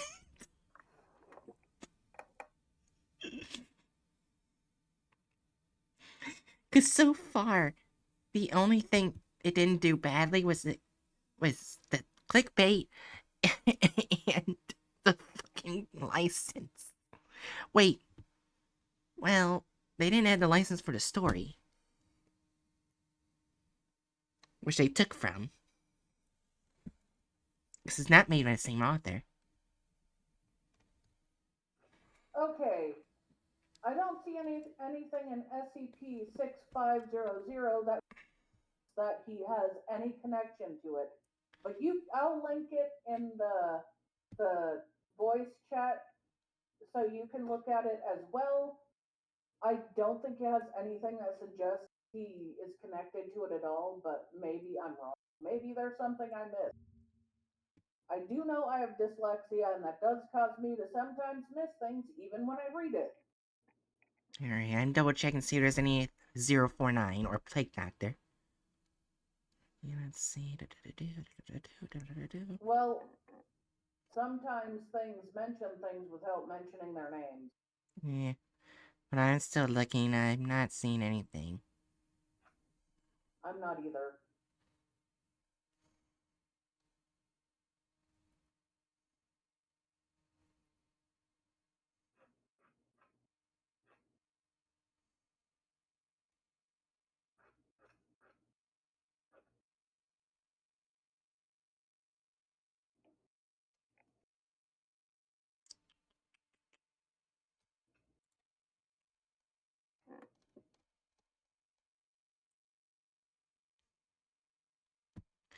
Oh my gosh, there's like...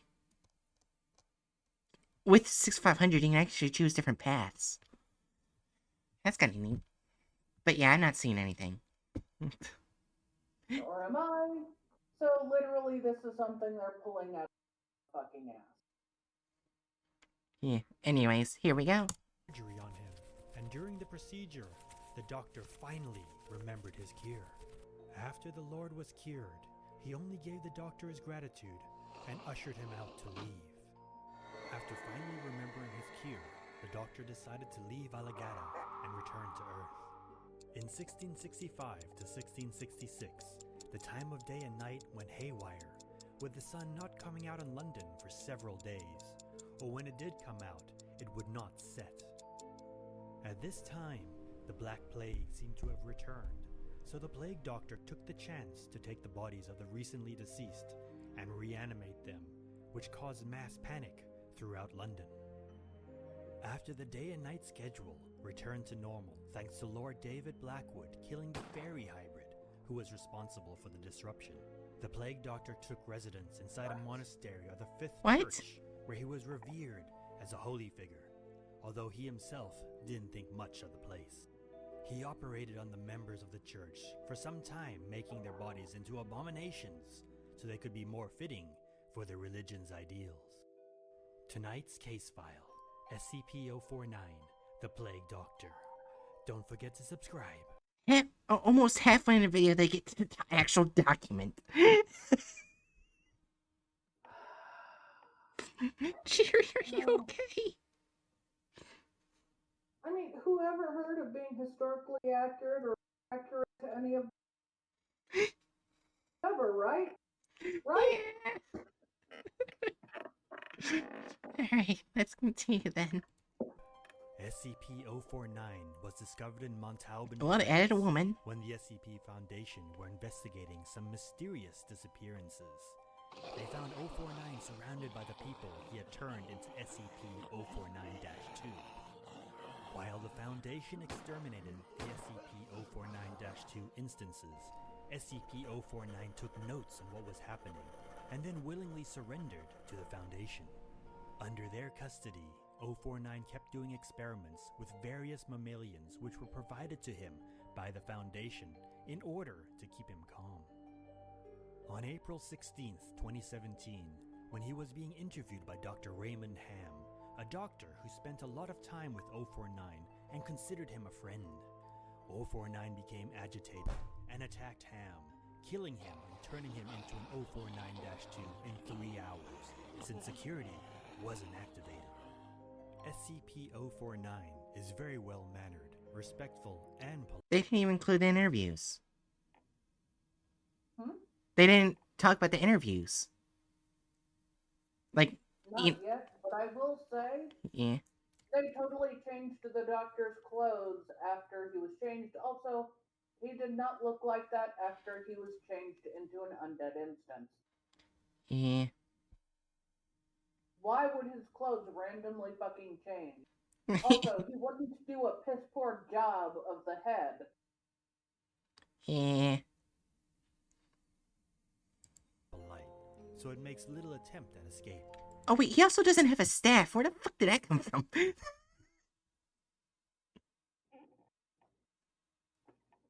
As far as I'm aware, he doesn't have a staff. Am I wrong? I also do not think he has a staff, but I would not be surprised if he had one fucking bag. Back in the day, please be wearing thick clothes and wearing professional garments instead. It seems we're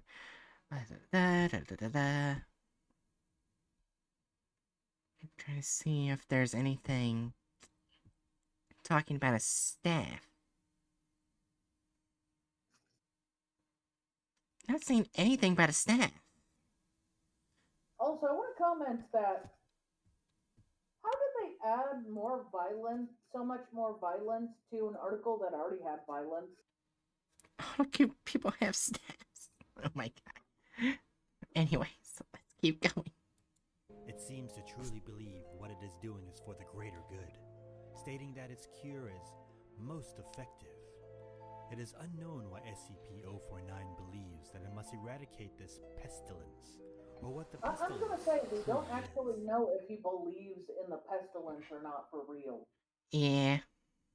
There are lots of suggestions in his article and in God's conversation with them, that they don't actually know if he does or doesn't believe in it. Yeah, cause yeah, I think in the conversation between the two, didn't he say he didn't even know what the pestilence was? Just that it was pestilence? He said that with multiple people. Yeah.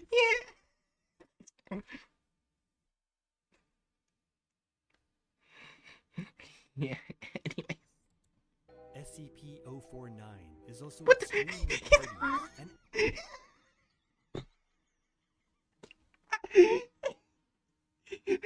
Apparently, 049 likes Starbucks.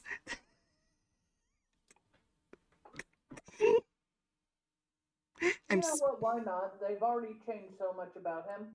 yeah. Affable to both humans and fellow SCPs alike, it states that it does not like to speak because of the melancholy and pensive nature of the victims of the pestilence, and they do not react well to conversation. This shows that it still has its victims' best interests in mind when performing its procedure. Should they just use that The character Plague again? Doctor's tech Probably. is extremely lethal to humans, killing those that come into contact with it within minutes. SCP-049 then produces out of his Second. body a black... It's instant. Right. Is it? Did it say instant in there? Oh, sorry. Wrong article. Did it say instant or minutes? I believe it's instant, but I can look. Okay.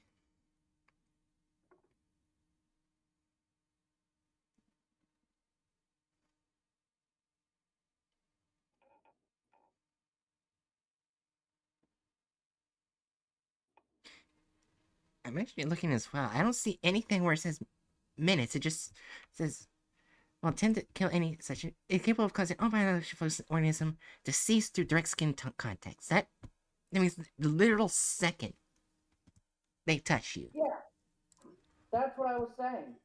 Yeah. Seconds, not minutes. Yeah. There's not a Black time bag. added because they don't need. Right. bag filled with medical and surgical tools. Then begin surgery on the victim, inserting several unknown chemicals into the corpse. Are they treating this After- like one of those medical video games? Probably. Also, They what the literally had glue randomly added there. right. Also, like, apparently 049 has a worm. You know what? It's so inaccurate, so why not? Why not? It's not. It's maybe we can pretend it's historically accurate. Secret leech. The Yeah. secret pink leech. Sure. I'll continue. For a few minutes, the subject's vital signs will resume, and the subject, now an instance of SCP-049-2, will begin to function normally, except lacking any higher brain function. What is with their The victim will be obsession with rendered killing brains? I don't know. completely feral, violent, aggressive, and dangerous, and will wander until it encounters another human. Okay, here's one thing I'm kind of hoping that they don't say that 049 was the creator of SCP-002, the zombie plague. I hope they don't say that. They are not connected, as far as I'm aware. They are not connected, but that doesn't mean they won't. Yeah. They've already connected an SCP that has no connection whatsoever to 049. Why not another? Right. It will then attack and kill the human being before returning to its unintelligent and brainless state. SCP-049 was once thought incapable of speech, but this was later debunked when it spoke in a male voice, saying that while it can never. speak, It was never considered him incapable of speech. He Yeah. spoke to them immediately and politely. Yeah.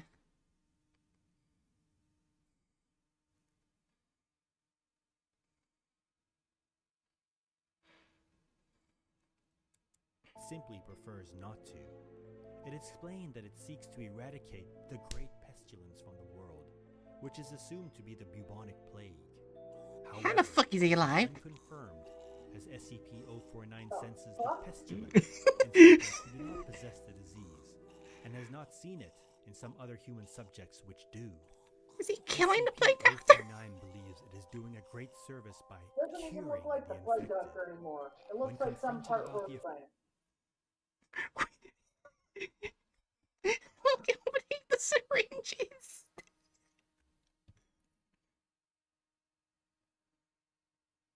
Okay.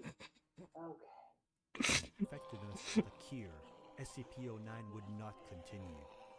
It is possible that the pestilence is life itself, which 049 believes that it destroys the souls of people, and therefore it should be ridden from their bodies. The Plague Doctor What? is probably one of the What? most well-known SCPs and one of the earliest. I generally don't like to do many very well-known SCPs, but this one, I just couldn't resist. I didn't want to recite the usual stories regarding 049, and instead decided to give you a bit You of mean his background. actual story? Hold on, let's go back a bit.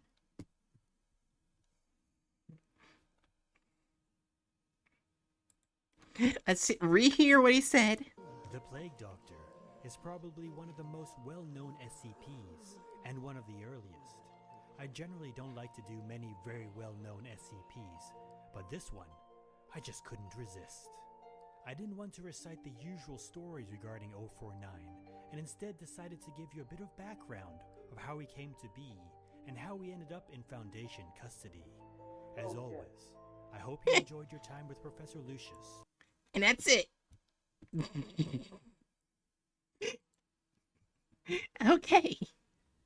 Removal of characters. Actually, I don't think they actually removed characters because Dr. Han was put He in. was in it, but he was in it so shortly, I consider it a removal of a character. Well, probably not a full 4. Oh wait, Dr. Sherman. Dr. Sherman wasn't in there. Yeah.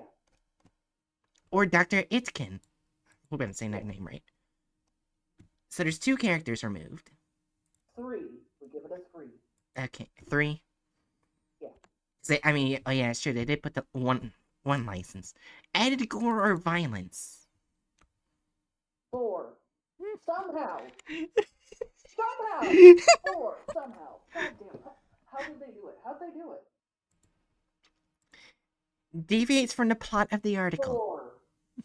Yeah. Do you have any argument against that? Only men in the video. That's fair. Yeah. Yeah. Wait, I think this is actually going to get a higher score.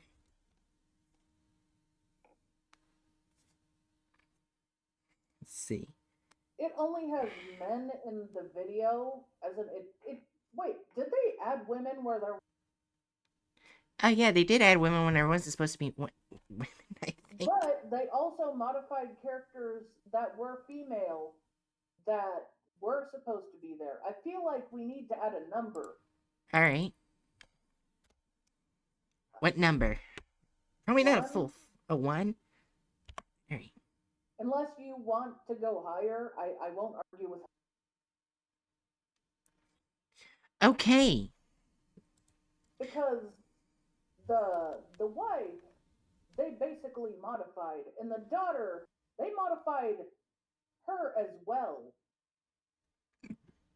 Oh So they yeah. didn't remove them, but they modified them to the point of being unrecognizable. They were the only actual women in the article, in any articles relating to him that were related to his origin.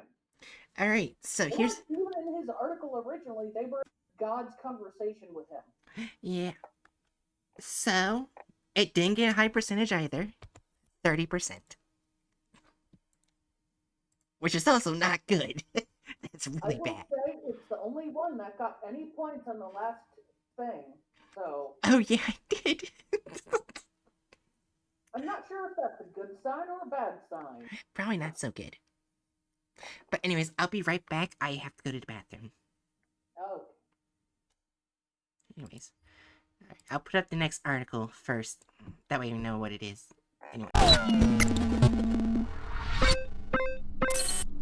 Alright, you have control of string, Jerry. Oh, okay. So they can hear me?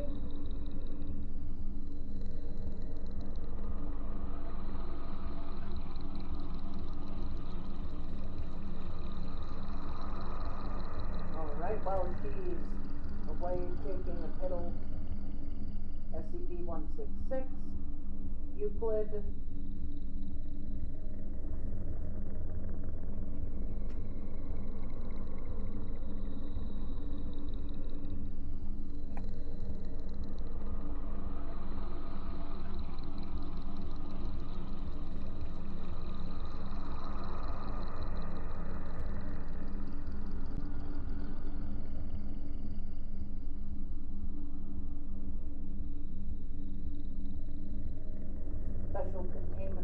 procedure. SCP-166 is contained in a biocontainment zone C at Site-19, which has been modified to include hermetically sealed antechamber and industrial-strength air purifier. Containment staff must wear specially designated 166 biohazard suits at all times when inside SCP-166's containment area. Due to SCP-166's unique psychological needs, a variety of loose-fitting organic cotton drink has been provided to be rotated monthly. All meals are to be cooked according to the guidelines provided with as little inorganic additives as possible. Reasonable requests for may be granted upon approval by a Level 4 higher authority. Update. All requests by SCP-166 must be approved personally by Site Director Light. To date, SCP-166 has requested a copy of the Holy Bible, the Challoner Revision, granted. Catholic Rosary, granted. Access to a Catholic priest for confession, Mass, and other sacraments, denied. Chaplain Davis has been scheduled to meet with SCP-166 on alternating Sundays after a thorough decontamination process. So it seems like that was granted eventually. Various books, magazines, mostly religious in nature, granted pending review and approval of contents. A telephone which to contact the abbeys of Our Lady Covenant in County Galway, Ireland.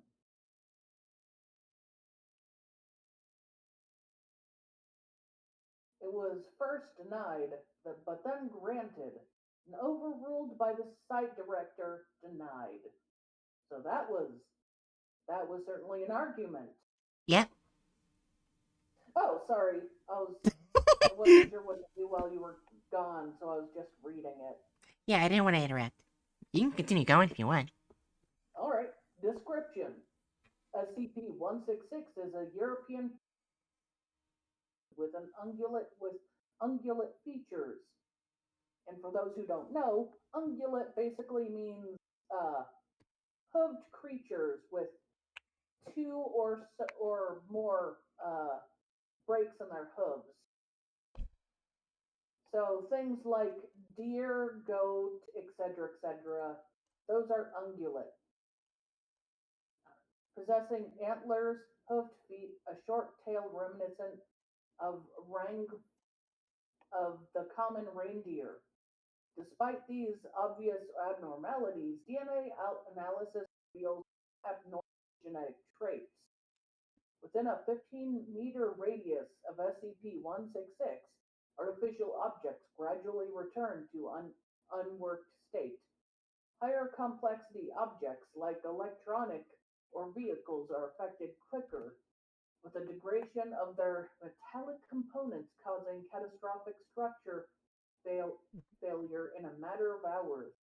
Rudimentary materials such as stone buildings or products made of organic material decay at a virtually imperceptible rate. With the same radius, plant life will begin to sprout, often growing in improbable places such as out of security cameras or ID scanners.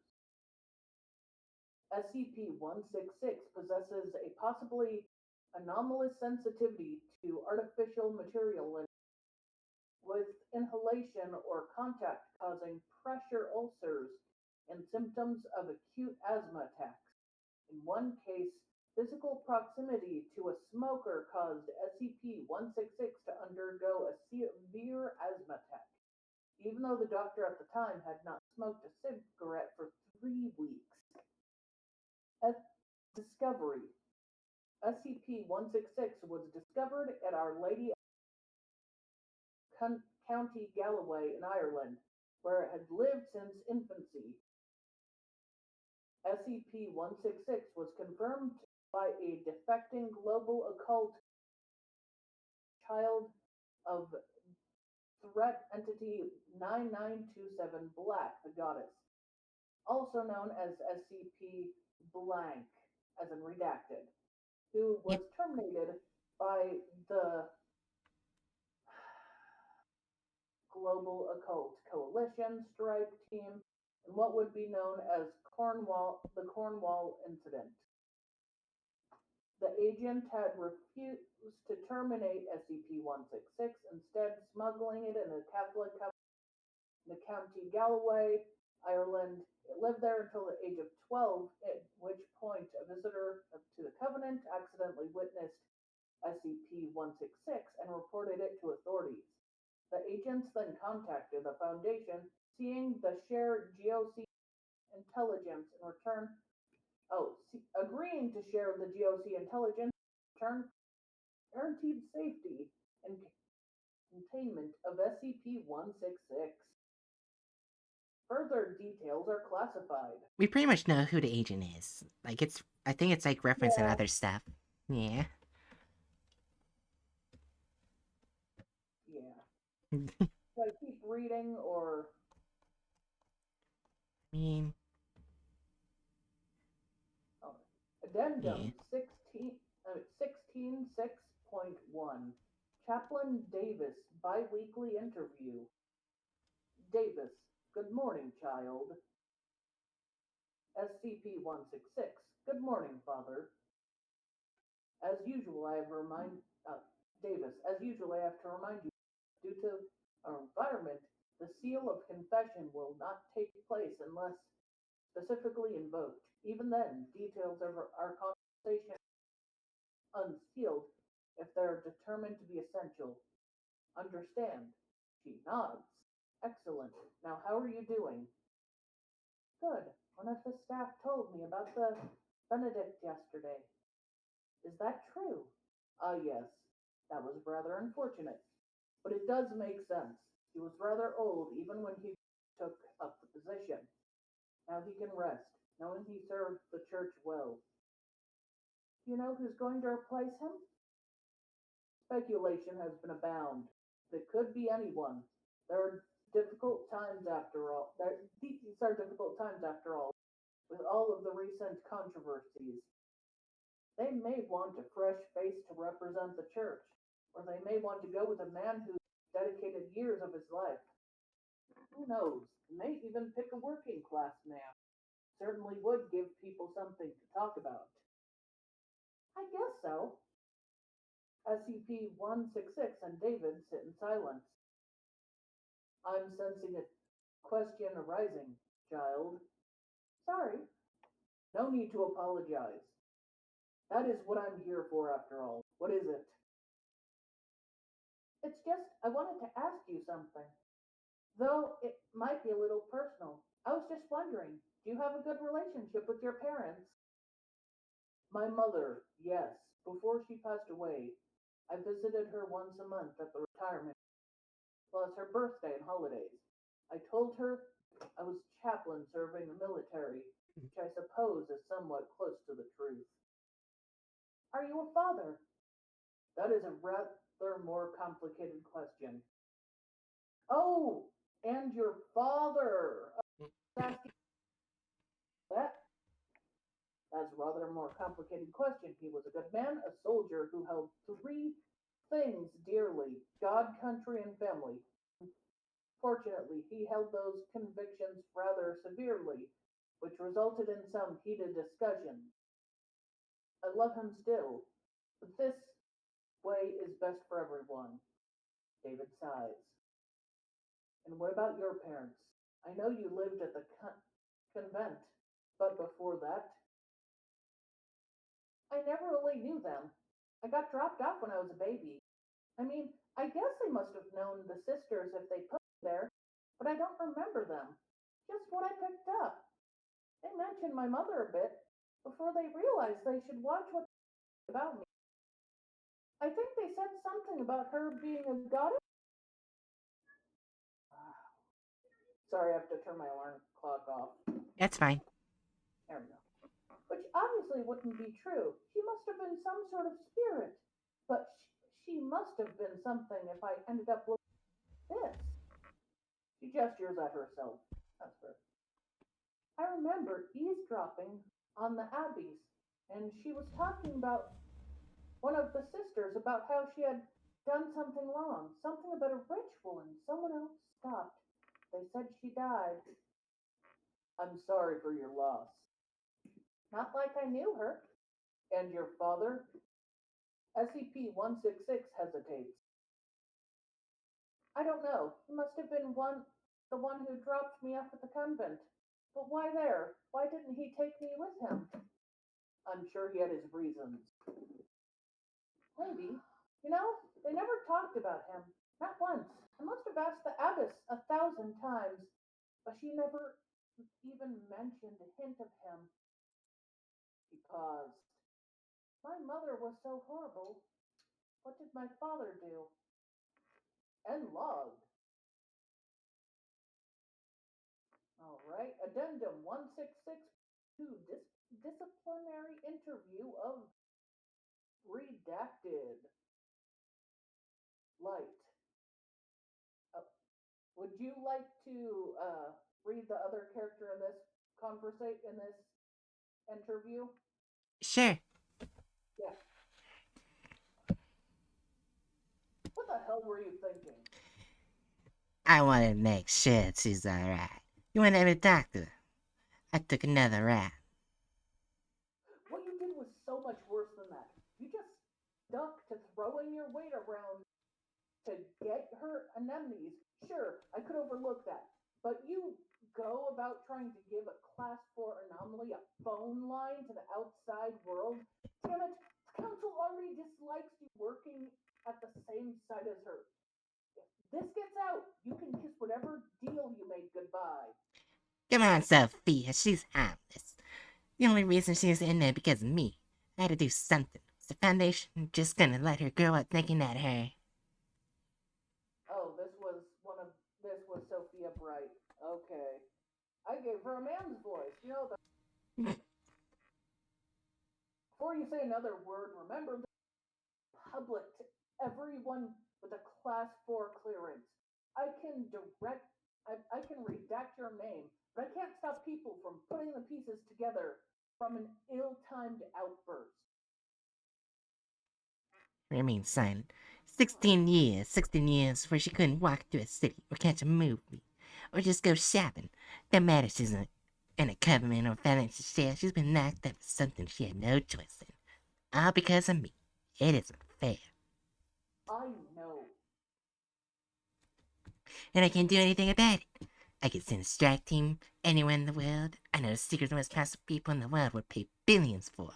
And yet I can't even so much as talk to her, let her know that she's not alone. You've done the best you could. Much more than anyone could have expected you in an impossible situation. Funny how little it makes a difference. I fall silent.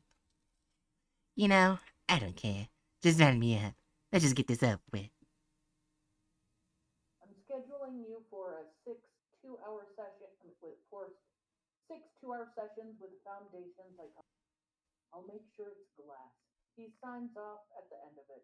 We can expunge this from your record. Mm-hmm. Whatever she said there has been totally Yeah? Yeah, I know. Thank you, Sophie. end log. Oh gosh. Wait, he wrote a note? Yep. Okay, let's read Clef's note to his teenage daughter. I first met your mother when we were little children. She had hooves for feet and starlight in her eyes. She was a beauty and nature incarnate. I killed her with my own 2 hands. Eden isn't a place, state of being. They wanted to take us back to it, and I stopped them. I took paradise away from us second sight. I have never regretted my actions that day, except one. When you first met me on that day, you saw your father put a bullet in the head of your mother. I make no excuses, only explanation. You may not have even remembered it, but I'm telling you now in hope that you understand why I did what I did. Hope you forgive me. I love you. I wish I could have done more for you. The best I could do was leave you in the hands of kind and loving people and hope they would raise you in my place. From what I've seen, they did well. I'm sorry you couldn't stay with them. Sorry they brought you to this place. I promise to do my best to make sure stay here is pleasant. I promise to keep you safe. Happy 16th birthday from your loving father. Yep. Alright. Now let's go over. Huh? Yeah. Yeah. Let's go over to the spreadsheet real quick. Cause right now I'm so sorry, Jerry. I'm gonna post the thumbnail. Well, this. Oh. Why do they get creepy? She goes from 12 years old to 16 years old. Uh-huh.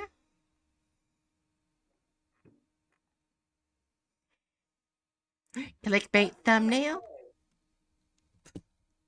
They basically put a child in lingerie. I would say a 4. Yes, that's a 4.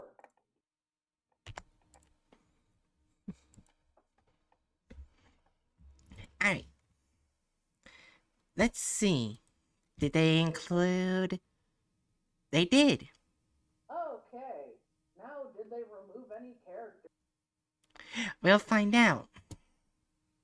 There's a lot of women in this article. Oh, yeah. Alright. Starting in 3, 2, 1. Threat Entity SCP-166, otherwise known as Teenage Succubus, is the child of incarnated LTE-9927 Black, the goddess, and an unknown father. While she strongly resembles her mother and shares her animalistic features, she lacks the extreme bestial appearance. Global Occult Coalition Strike Team Lancelot neutralized 9927 Black in England during an operation which would later be known as the infamous Cornwall Incident, but were unable to confirm the liquidation of 9927 Black Child due to the death of the strike leader, Agent I don't feel Ukulele. this very accurate The of agent, Cornwall which incident.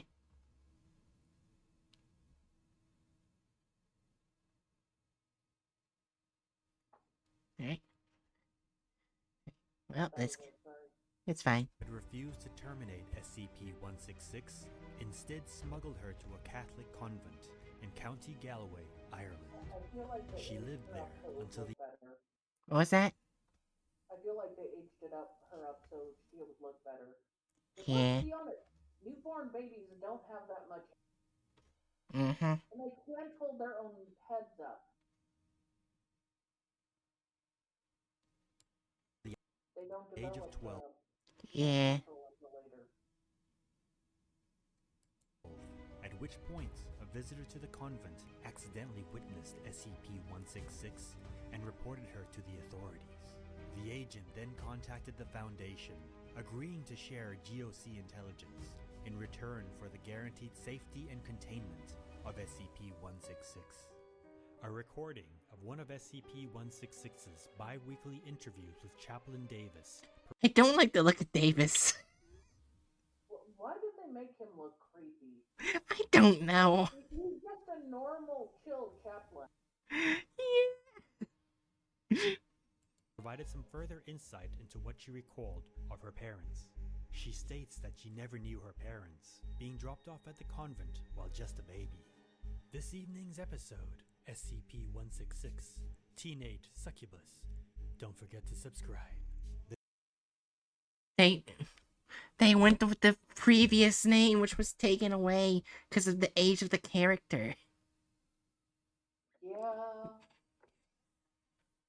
Oh They no. changed her to the teenage Gaia because that's way more. Yeah. You don't call a child the teenage sucky. The sisters took good care of her, and the only information she garnered was from hushed whispers and eavesdropping on conversations. The sisters soon became Why more did secretive they in her make that old lady look creepy? Why can't they make a normal old lady? I don't know. presence, as they believed they were protecting her. SCP-166 believes her mother to be some sort of goddess or spirit entity, hence her animal-like appearance.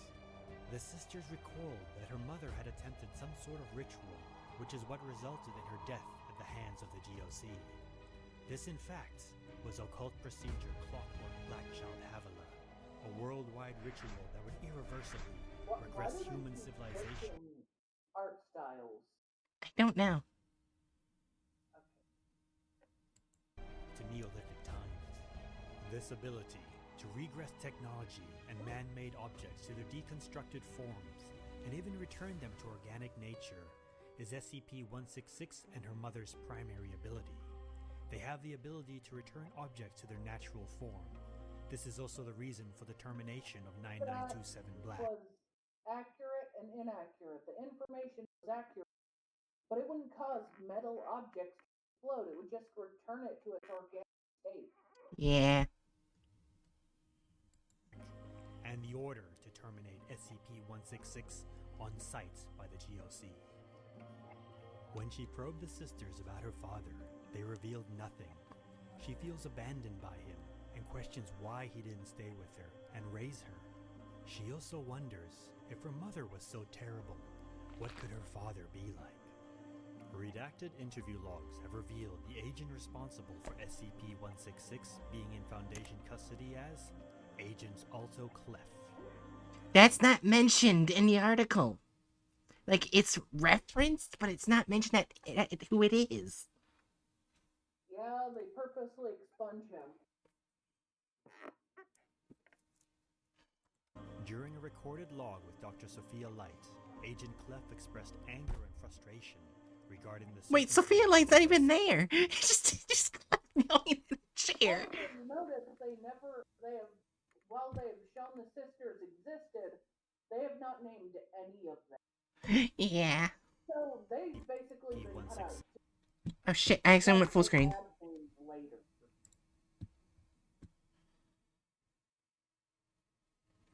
Yeah. Let's see if they add more. Yeah. Against Foundation orders, he arranged for a phone to be provided to SCP-166 so that she could converse with her chaplain.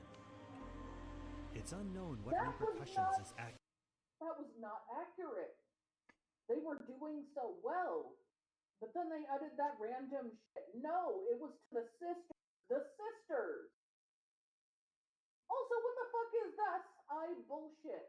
I don't know. Catholic. What does an eyeball have to do with Catholic? What does a praying mat have to do with Catholic? Do they know anything about Catholic? No. Anyways. Resulted in. But it became clear that Agent Clef feels some remorse and guilt due to the confinement of SCP-166.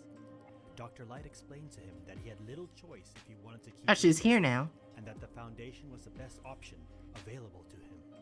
Nonetheless, Agent Clef feels SCP-166 is not dangerous. I'm not sure I can count that since they didn't say which light it was, and she looked weirdly unsexed. Yeah. All right. Has resulted in her actually have her do. Gotcha. On typical teenage activities. Not long after the disciplinary action, Agent Alto died. What?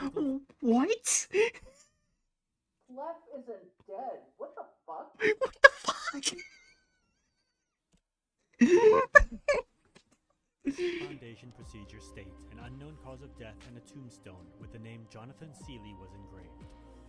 Agent Alto was a top asset of the Foundation, responsible for the liquidation of many high-risk entities. However, according to his overseers, he was experiencing burnout towards the end. He had requested desk work or even dismissal, but Dr. Light had denied his requests. Typically considered by his colleagues as being a difficult man and a womanizer, it was of great surprise when his classified cause of death was discovered. Killed in a car crash on his way to pick up his What? daughter from ballet practice. I mean, he did screw 173, but I don't think that's a woman. I don't think he can be counted as a womanizer. The only woman he ever had a kid with, he didn't want it. Yeah. I mean, he loves his kid, but that doesn't sensual what happened to him. Yeah. It appears there was more to Agent Alto than had previously been assumed. Shortly after his death, a note was found in SCP-166's cell. What? It read, "I first met your mother when we were little more than children.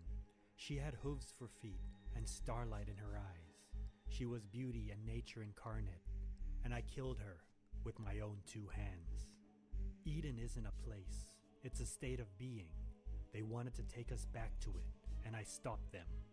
I took paradise away from us for a second time. I have never regretted my actions on that day, except one, that when you first met me on that day, you saw your father put a bullet into the head of your mother. I make no excuses, only explanation. You may not even have remembered it, but I'm telling you now in the hope you understand why I did what I did. I hope you forgive me. I love you. I wish I could have done more for you. The best I could do was leave you in the hands of kind and loving people and hope they would raise you in my place. From what I've seen, they did well. I'm sorry you couldn't stay with them. I'm sorry they brought you to this place. I promise to do my best to make sure your stay here is pleasant. I promise to keep you safe. Happy 16th birthday. I From your loving father." Still inaccurate, sorry. It's alright. SCP-166 is a European female of teenage age with ungulate features, possessing antlers, hoof feet, and a short tail reminiscent of a deer. Within a 15-meter radius of SCP-166, artificial objects gradually return to an unworked state. Higher complexity objects like electronics or vehicles are affected quicker, with degradation of their metallic components causing catastrophic structural failure in a matter of hours. Rudimentary materials such as stone buildings or products made of organic materials decay at a virtually imperceptible rate. Within the same radius, plant life will begin to sprout, often growing in improbable places, such as out of security cameras or ID scanners. SCP-166 possesses a possibly anomalous sensitivity to artificial materials and pollutants, with inhalation or contact causing pressure ulcers and symptoms of acute asthma attacks. In one case, physical proximity to a smoker caused SCP-166 to undergo a severe asthma attack, even though the doctor at the time had not smoked a cigarette for 3 weeks. What? Quite the tragic Huh? The inhaler is a contradiction. Yeah, that's true. tale. That poor little girl. I mean, I had no idea that the man who saved her would also be the man that killed her mother. Or that very same man was her father. Or that her father was the infamous Agent Alto Clef. Quite the surprise ending. For those of you that don't know, SCP-166 received a rewrite not long ago to update her character. Though much of it remains the same, some of the more, shall we say, questionable traits have been removed. I feel this only makes the story stronger and more interesting. Yeah, So you. when he made that after it was changed to still called her the teenage succubus. Yep.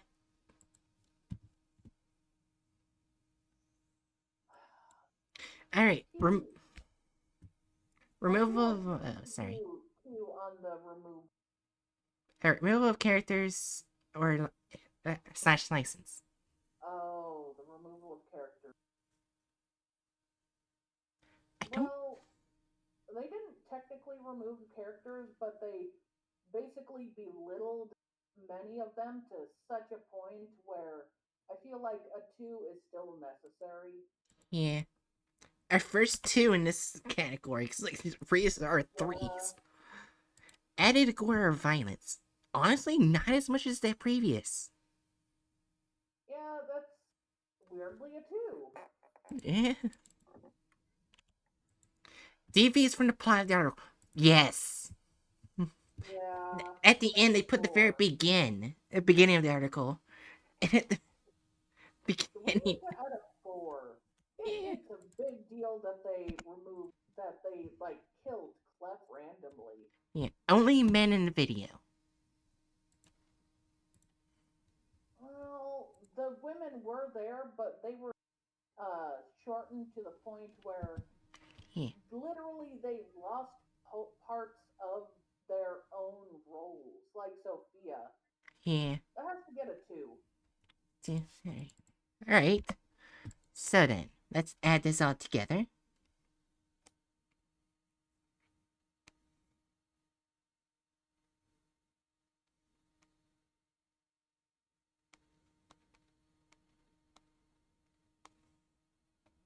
Oh my gosh. What? It has the same ranking as the previous one, which is 30%. That's still not a good number. Oh, hold on. It didn't. It didn't do the percentage thing like it's supposed to. Fuck it, I'll just put it in myself.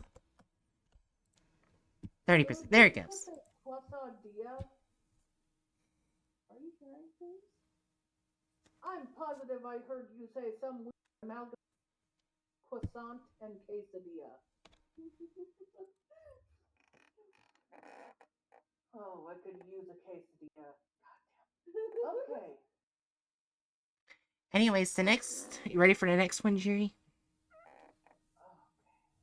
The next one is the Sorrow Tick. SCP-1655.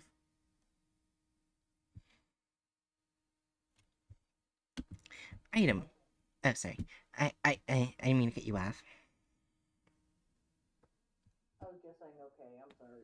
Okay. Alright. Item SCP-1655. Object Class Euclid. Special Containment Procedures. SCP-1655 is to be kept in a 5 by 5 by 5 centimeter plexiglass container. Any handling of SCP-1655 that requires opening its container is to be performed by D-Class personnel only. Description: SCP-1655 is a small arachnid of the order Isiodida, bearing a strong resemblance to the common tick. SCP-1655 does not appear to share the common development cycle of non-anomalous members of the order Isiodida, nor to require any physical sustenance.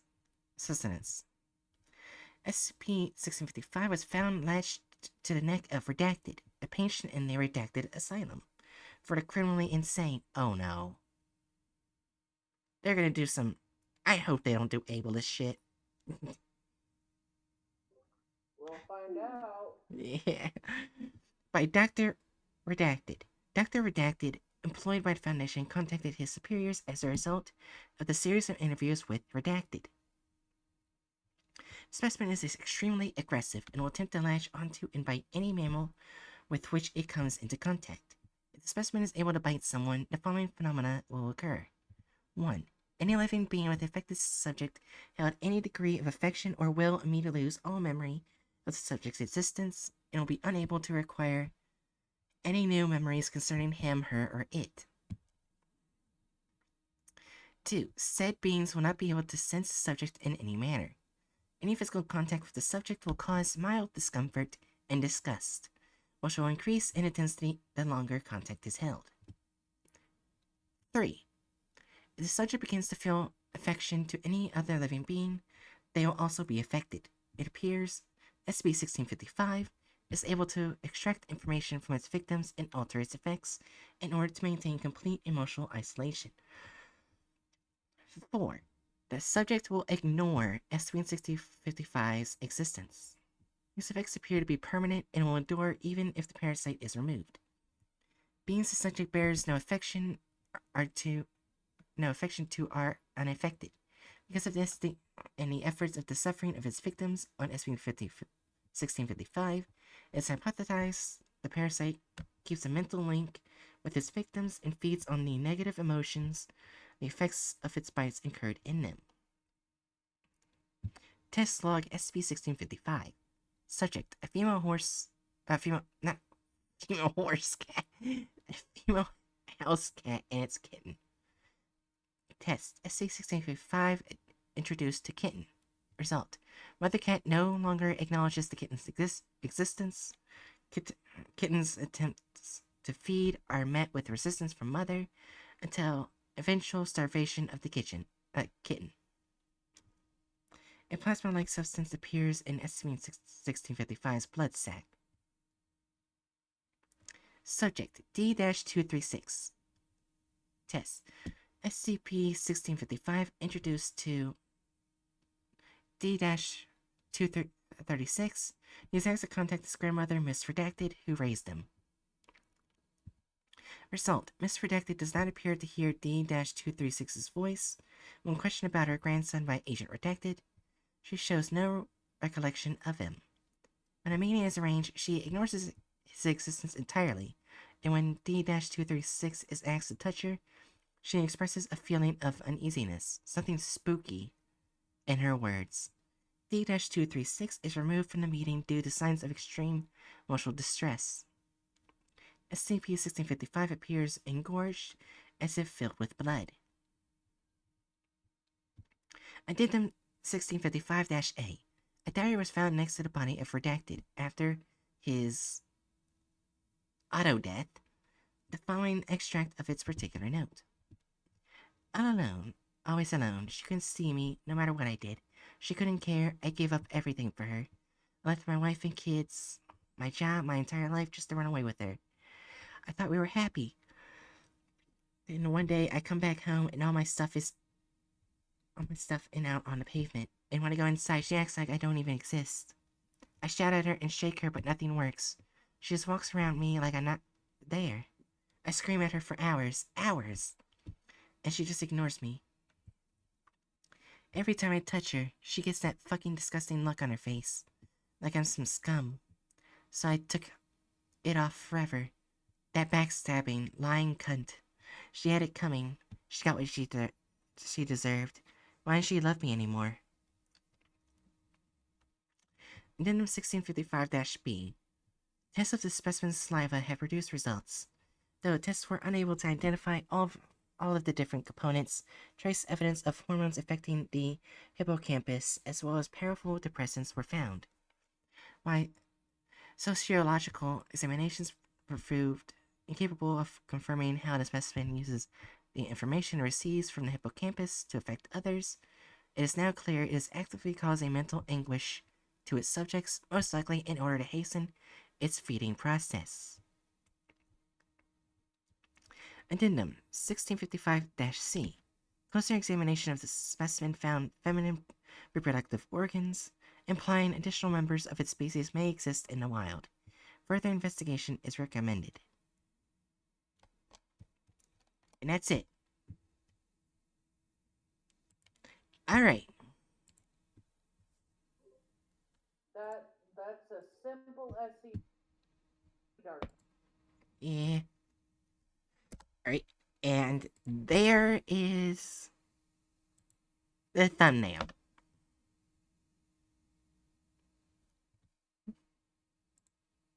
Okay, that is a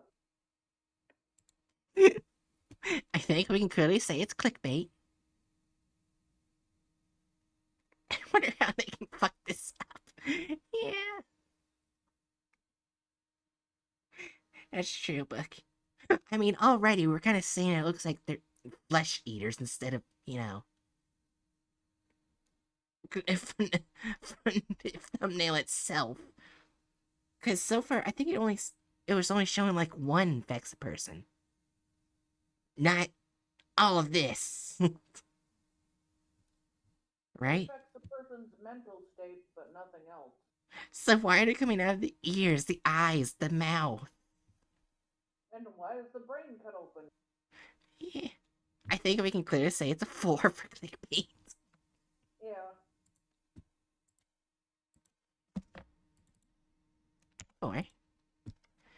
Alright. Now let's see, did they include the copyright Creative Commons? They did. Looks like they were doing one thing the rubber hasn't done. Nice, I guess. I Yeah. haven't gotten any of the stories right. Yeah. Are we ready to see it? Okay. Just last night, I finished dinner and had just done the dishes when I heard something. Faint, almost like a whisper. I followed the sound through the living room, up the stairs. It led me to a room I don't use. I saw a light shining from under the door, but there's no way I left the lights on in that room. Hell, I haven't been in that room for months. When I opened the door, nobody was there. But a small, ornamented music box was playing in the middle of the room. No sound, just clicking away at the end of its record. Now tell me, Doc, does that sound right to you? I don't believe in spirits or ghosts or any of that. But if they don't exist, then what does that say about me? I'm losing my mind, Doc. It won't go away. It won't go away. Why? What's going on with me? Am I losing my mind? He couldn't shake it, that feeling, Yeah. that emotion. It's on the tip of your tongue, but just out of reach. He couldn't quite grasp it, but he knew something was wrong, and had been for a while now. He had to figure it out, just had to, or he feared the worst. He would lose his mind. He had been coming to see Dr. Kloss for 6 months now. He was a psychiatrist, or a psychologist. He didn't know the difference, and he didn't care. Truth be told, he couldn't even remember why he had started coming in the first place. None of that mattered now. He needed his help with only one thing, saving his mind. Today I bring you SCP-1655, the Sorrow Tick. Don't forget to subscribe. Before Dr. Kloss could even ask him what was wrong, he began to babble, nervously, and at times incoherently.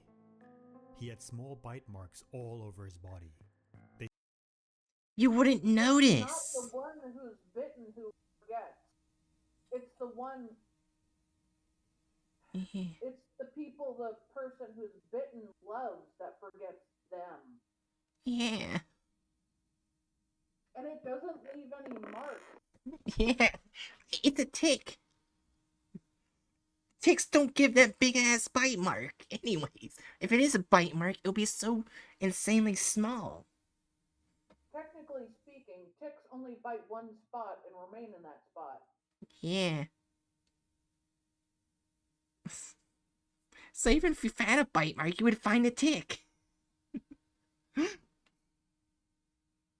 My God. They started a few months ago. At first, he had assumed it was some sort of infestation. He washed everything in hot water and put his linen into the freezer to kill off any remaining bugs.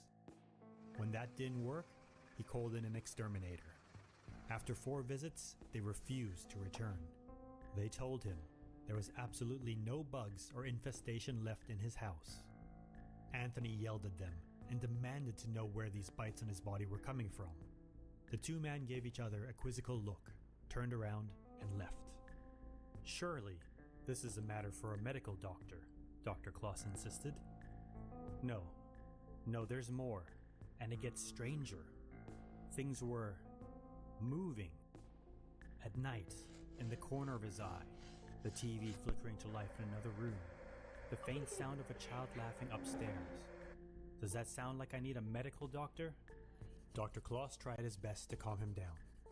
Are you taking the medication I prescribed to you? Anthony nodded vaguely with his head down. Make sure you continue taking them. It's important. Well, they seem to be working anyway. Working? Working? I feel more nuts now than when I first came to you, Doc. If this is working, I don't want to know what it's like if it wasn't working. Calm down, Anthony. Sometimes when things seem to not be working, they're actually working exactly how they're supposed to. Trust me, it'll all come together soon. For now, just continue taking your meds and keep me updated on your progress, okay? Yeah, sure, Doc. Whatever you say. Over the next few days, it got worse. Here's one thing.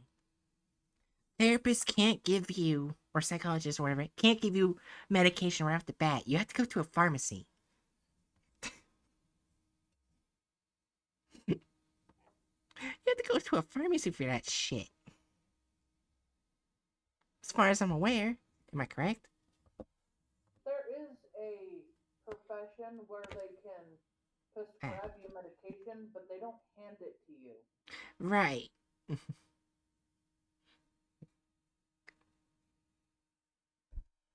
It made it look less like a mental professional and more like a drug dealer. Getting over a drug dealer. Anyways. In different places than he had used them. The bed sheets rolled up when he had surely left them in a pile. Pillows on the floor. He began to question his sanity. He screamed at the walls and floor to stop. Whoever or whatever was doing this, it just has to stop. The voices and muffled crying came from all corners of his house. And what was this now? Could it be? Did he hear a woman screaming? It was all just too much to handle. He couldn't take it anymore. He had reached his breaking point. Either he was going insane, or the house was haunted. He yelled at the top of his lungs, tore at his clothing, and started beating the walls until his fists ran bloody. The police showed up at 10:32 p.m. due to a neighbor's call about screams and odd sounds from a nearby house. They found Anthony bleeding from a self-inflicted head wound, but still just barely conscious. He was immediately rushed to the hospital for treatment. All the while, he kept laughing and saying, "If I hit my head hard enough, the voices..." Huh? How did they find a way to add violence? I don't know. will stop. One visitor per day. It was all that was allowed. The high-security insane asylum wing was reserved for people who were physically abusive to themselves or anyone else. Dr. Claus looked through the one-way mirror, nodding his head with a wry smile. From his pocket he pulled out a small pill container, the same pill container that he prescribed to Anthony. Only this one was labeled SCP-1655 extract, extreme caution. He walked into the room and patted Anthony on the back. "You've done very well, Anthony. You've been a very good boy. The Foundation appreciates your assistance in this matter." Anthony sat in the corner, rocking back and forth. They replaced the D class with this and changed the entire story with the D class?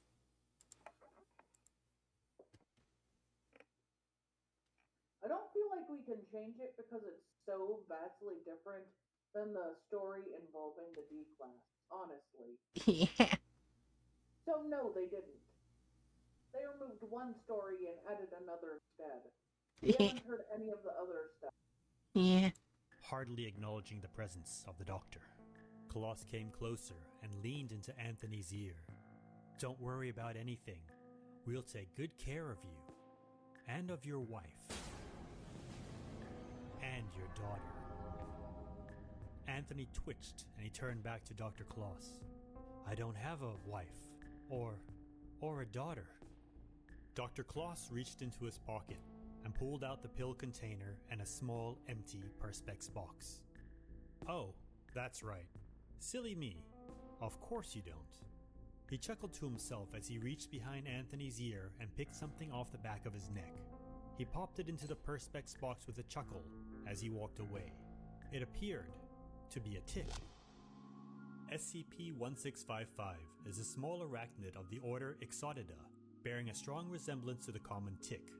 SCP-1655 does not appear to share the common development cycle of non-anomalous members of the order Exotidae, nor to require any physical sustenance. The specimen is extremely aggressive and will attempt to latch onto and bite any mammal with which it comes into contact. If the specimen is able to bite someone, the following phenomena will occur. 1. Any living being the affected subject held any degree of affection for will immediately lose all memory of the subject's existence and will be unable to acquire any new memories concerning him, her, or it. Said beings will not be able to sense the subject in any manner. Any physical contact with the subject will cause mild discomfort and disgust, which will increase opposite things. Right. in intensity the longer contact is held.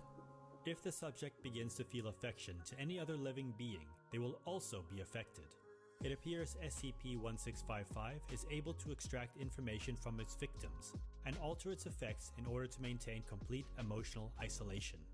The subject will ignore SCP-1655's existence. These effects appear to be permanent and will endure even if the parasite is removed. Did they Beings add the One subject Punch bears Man? What was that? Did they add One Punch Man? Probably. no affection to are unaffected. Because of this, and the effects of the suffering of its victims on SCP-1655, it is hypothesized the parasite has at least one stolen character. Maybe. parasite keeps a mental link with its victims, and feeds on the negative emotions the effects of its bites incurred on them. That's all we have for you this Whoa, whoa, what the fuck? What the fuck? Are you okay? Do you not see the thumbnail for this other SCP right here?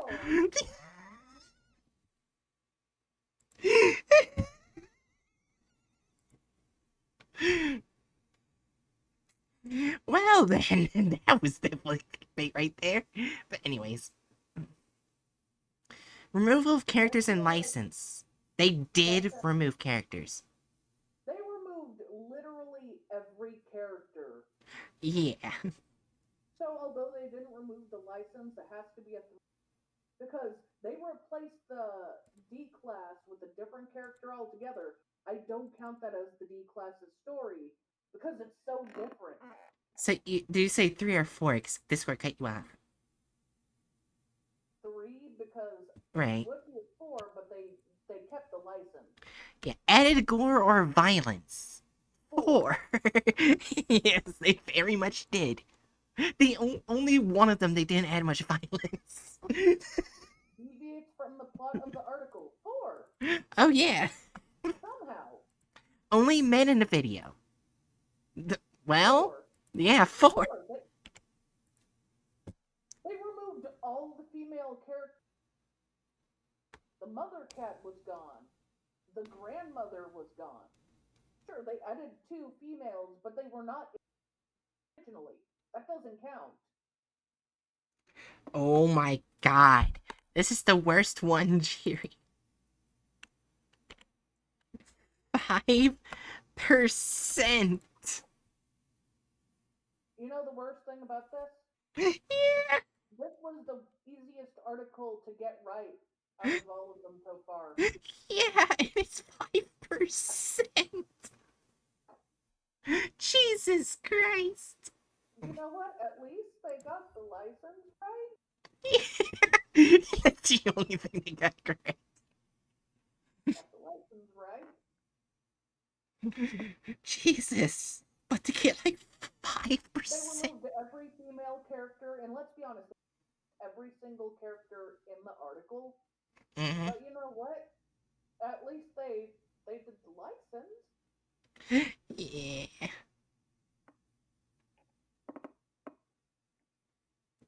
Anyway, the next SCP is $585.98, aka $23.95. This is a long one or a short one? Okay, this is also a short one. Should I be worried? Probably. Item SCP-2395. Object Class Euclid. Special Containment Procedures. Observation Post 44 is to maintain communication and support from Area 30 while continuing surveillance of SCP-2395 and SCP-2395-A. A precautionary 250-mile radius zone around SCP-2395 has been established, which Observation Post 44 will continue to monitor for any notable movement or activity. Further information from SCP-2395-A's occupant has been deemed unlikely following communication with Dr. Mill. Description: SCP-2395 is a giant price tag located at 82 degrees 08 2.1s, 16 degrees 5905.5 west, and Antarctica. Observing aerial drones have recorded SB-2395 to have the price of $585.98. SB-2395 is tied to a small rebar loop embedded in the ground by a 0.7 meter length of twine. SCP-2395's dimensions are 258 meters by 90 meters in length and width, a 2.5 meter layer of polyethylene covers with the paper inscribed with SCP-2395's price. SCP-2395 possesses unpredictable centrifugal and central pedal movement around the rebar loop, usually being manipulated and shifted by unknown forces, in random directions and velocities. One instance has occurred where SCP-2395 maintained a constant velocity of approximately 65 kilometers an hour on the date of November 2nd, 2016, spinning clockwise for 49 seconds. Researchers note that the twine that secures SCP-2395 on the rebar loop may possess anomalous tensile properties. SCP-2395-A is a wooden shack located 0.3 kilometers east of SCP-2395. The structure is empty save for a room in which an unknown individual, presumably a human female, prohibits access from within. The door to their room is engraved with the initials LCE. This individual, designated SCP-2395-B, has responded no verbal communication, but has occasionally been recorded conversing with other entities. Addendum 2395-Q. August 2nd, 1968. After numerous attempts to establish an interview with SCP-2395-B, surveillance cameras recorded a saw protruding from the door, creating a rectangular hole akin to a mail slot, and a scrap of paper being pushed out. A written message on the paper contained the following: "Fine, write down questions and I'll get them in my downtime."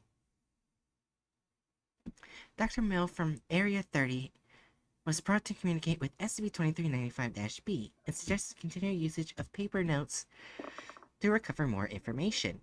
Note that SCP-2395-B's responses are received in 1 or 2 days of the following. Dr. Mill's responses.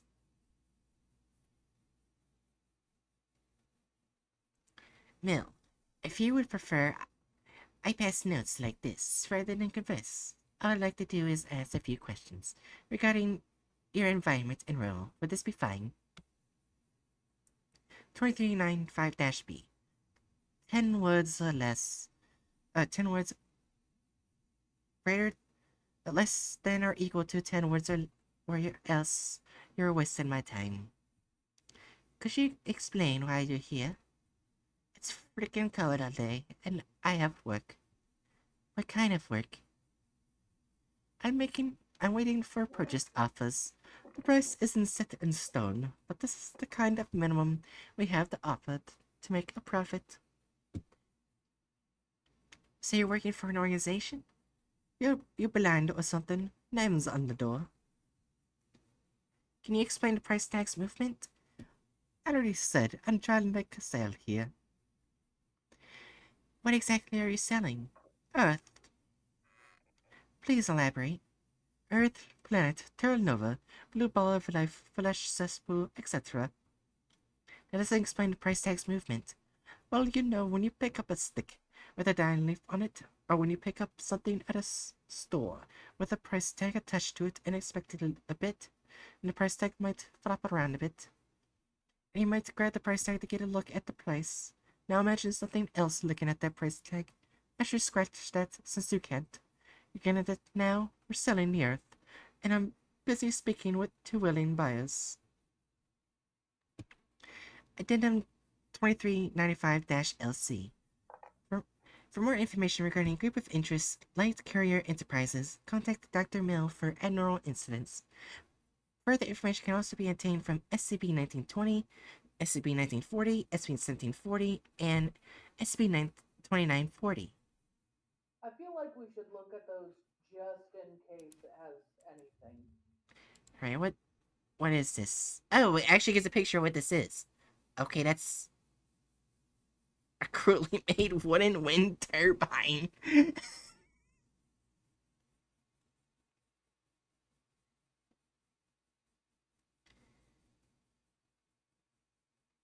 Okay, apparently it can inject confetti when spinning, and male voices will say like things like this, like "Thank you once again, creatures," "Positively splendid," stuff like that. So basically, this is not dangerous at all. It's just a turbine that randomly charges electricity, spits out confetti in a male voice. Yeah.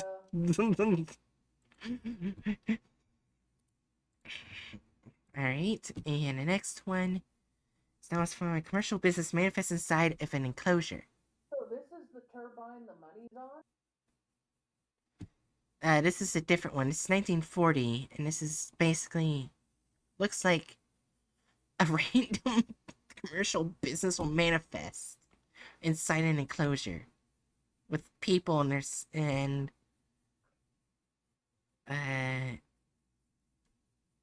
apparently they will sell all they'll sell enormous products apparently. Huh. Okay. 1740 is a public playground. And 1740 is safe. Yeah, it actually about. Oh my god. Apparently, Dash 1 instances are plastic mold of an animal mounted on a metal spring, and they'll go towards adolescent people. And it'll prevent them from leaving SCP-1740, including slamming into the subjects.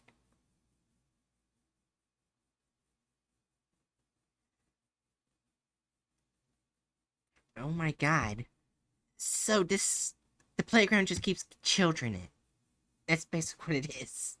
Mmm. Okay. That's fucked. 2940. So for underground bunker. I guess Uh, it's a jail for children. since it looks like it's a it's similar to a German industrial bunkers from World War II. Mmm. Okay, it got worse. And remember, it will follow you as far as 20 meters. Oh wait, this is a different SCP. This is not the playground. This is Oh, 2940. Yeah, I left that one. Sorry, I I did. thought you were reading 1740 because literally it stuffs people under it. Yeah, but the next one, 2940, is underground bunker similar to German industrial bunker, World War II. And apparently, the food is similar to biological tissues from small intestines. Why don't we finish 1740 first, reading that? It will follow those who try to escape up to 20 meters before returning to its original spot. If the subject's compliant, it will put it underneath 1740, begin to patrol the perimeter, and subjects imprisoned will be there for an indefinite time. SCP-1740 instances need, need no nourishment and have shown no signs of fatigue.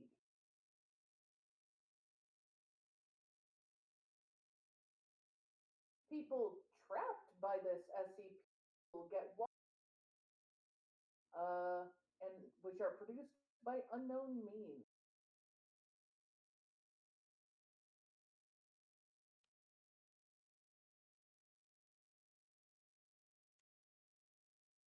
It doesn't say where the kids are being kept looks like.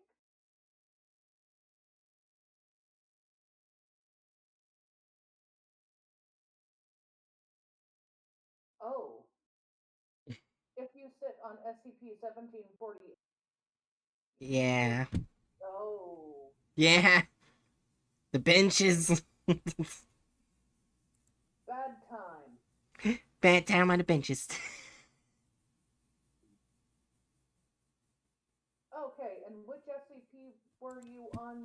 Was it 1940 or 20? 2940. Okay.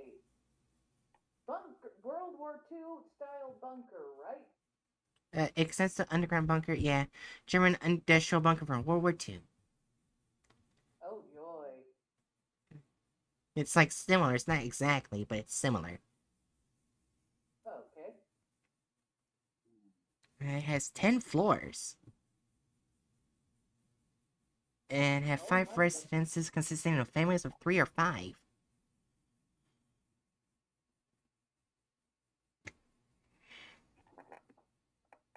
You know, transfer the resident means of redacted and similar to biological testicles from small intestines, but otherwise remains partially mechanical. Waste materials are moved by means of the same process. Oh, that sounds like hell. Yeah. 23 is that she is like, this is very humans of age and ethnicity. Physical enormous following death through autonomy and teleportation, with all resonances are most commonly observed properties. Jesus. And apparently, the entrance to SB 2940, the stairwell next to each floor is medical bay. However, all instances claim there's no such stairway exist, so they can't see the exit if you live there. Yeah, and your body will get more anomalous if you die. So there is no death. There's just becoming less human. Yeah, it looks like you. Oh my gosh! I just looked at the -B instance. SCP-2940-B is a human cadaver that progressively gains autonomy and hostility towards all living organisms, correlating to the depth of floor it inhabits within SCP-2940. It's just a cadaver that just wakes up and starts beating the shit out of everyone. My god.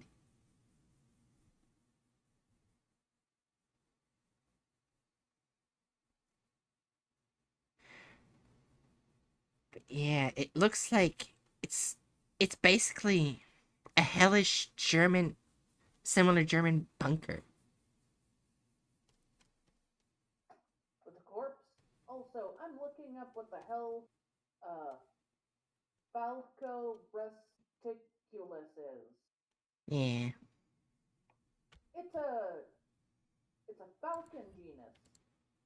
Yeah. Why does he have a bunch of falcon parts in his body? I don't know. do you think It has a SCPs can be fleshless explained? skull. Both arms have wings extending from the humerus. Okay. Plumage of both wings are also identifiable as a falcon. Yeah. Anyways, I Skull is capable of high amounts of yeah. incandescence. Glow skull.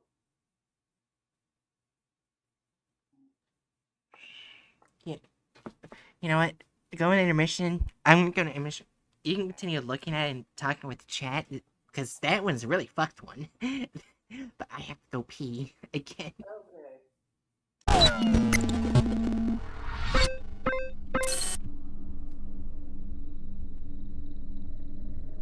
Chat, do you want me to keep reading while Right is off? How can I get that over?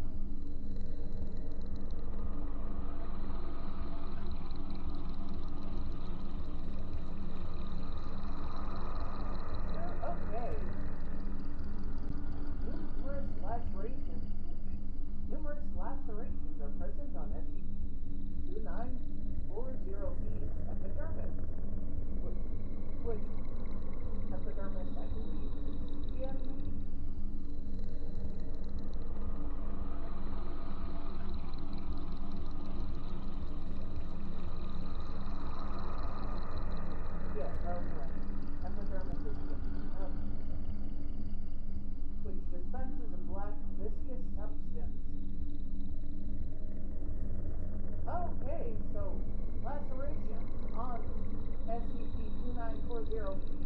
body emits a viscous black substance. Oh, nice.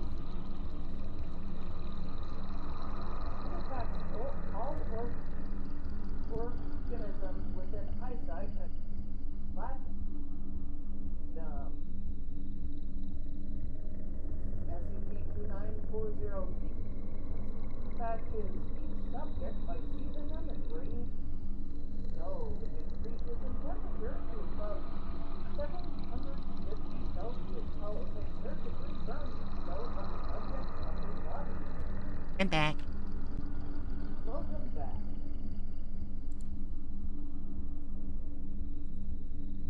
Yeah, it seems to kill people very Yeah. not through physical attacks, but through heat.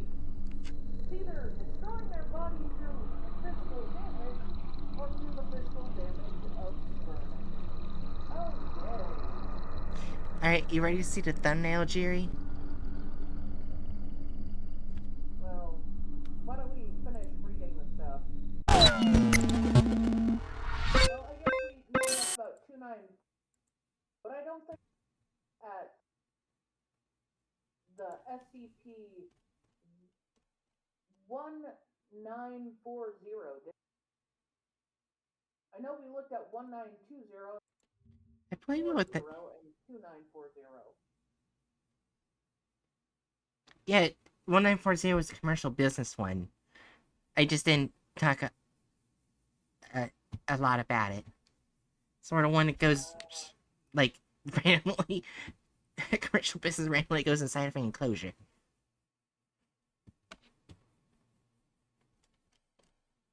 Alright. I don't know what these have to do with SCP-2395. I think it's because it's part of the Light Courier Enterprises group of interest. That's why it's mentioned. Okay. Anyways, are you ready to see what the thumbnail is? Sure. What's that have to do with the SCP? Well, I mean, it's in Antarctica.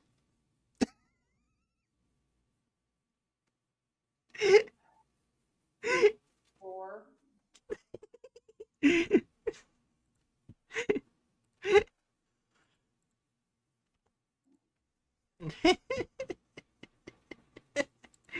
Alright. Let's see. Oh, yep, there's the video. There's the license.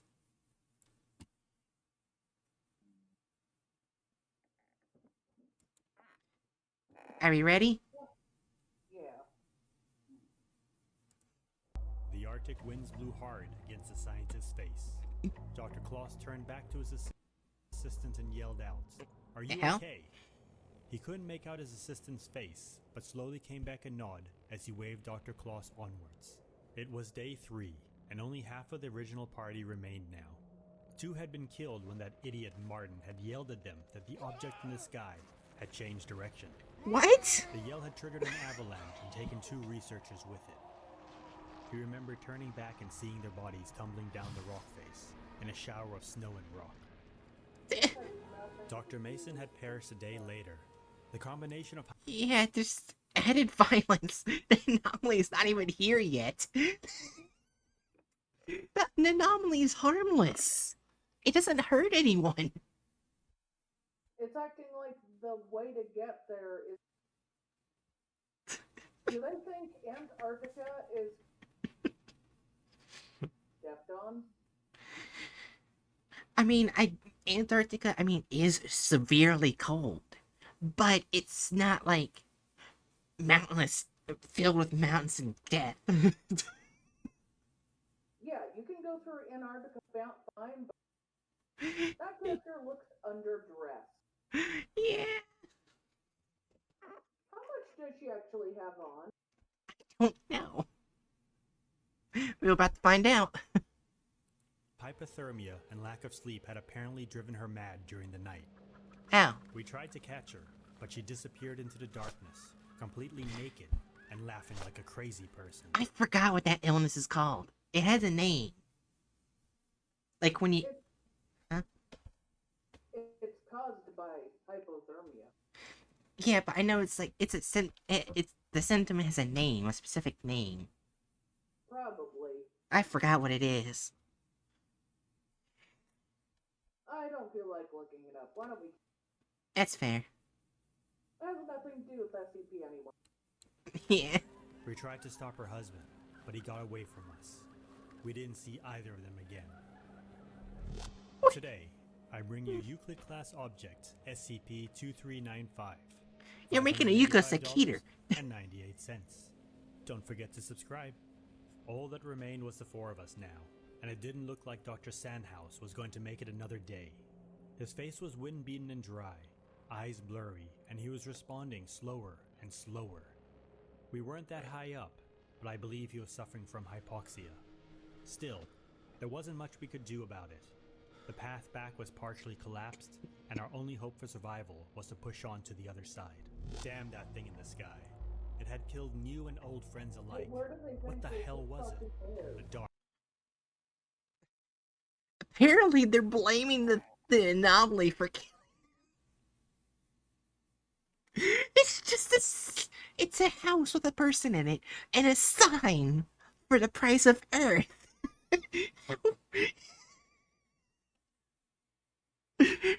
What?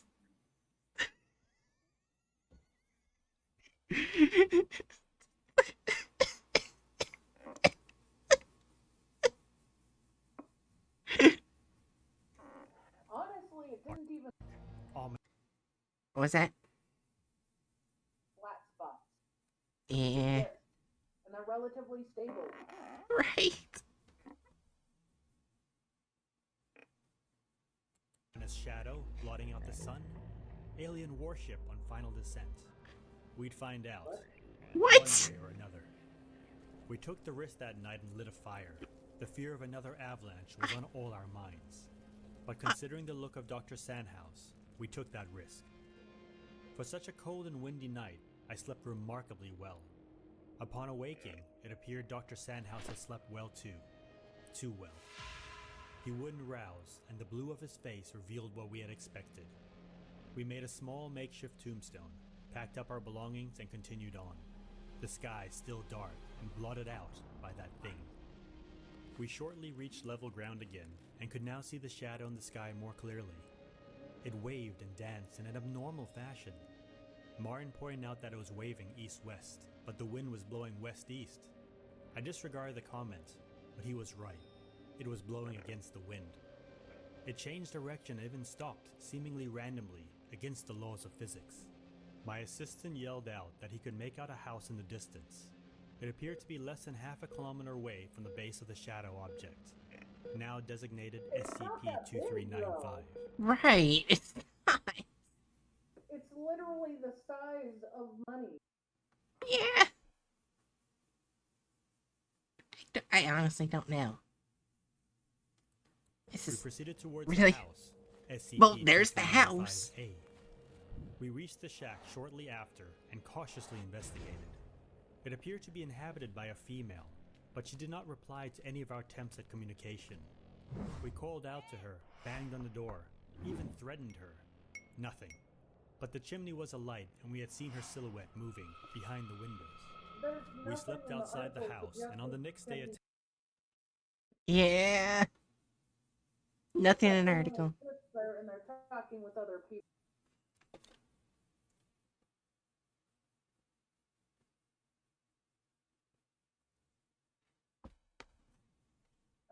sorry. You're fine. Let's continue going. attempted to force our way in. For whatever reason, we found the shack to be impenetrable. We tried for another day and night, and when we finally were ready to go... The magic gun popping out of nowhere. up and moved back to the shadow, we heard a sound coming from the door. It sounded like cutting, when suddenly the tip of a small handsaw popped through the wood of the door. It proceeded to cut a rectangular shape in the door, the approximate size of a mail slot. A letter That's popped out a to our bit too supporter. big for him. It Yeah, read, slut. "Fine. Write down questions and I'll get to them in my own downtime.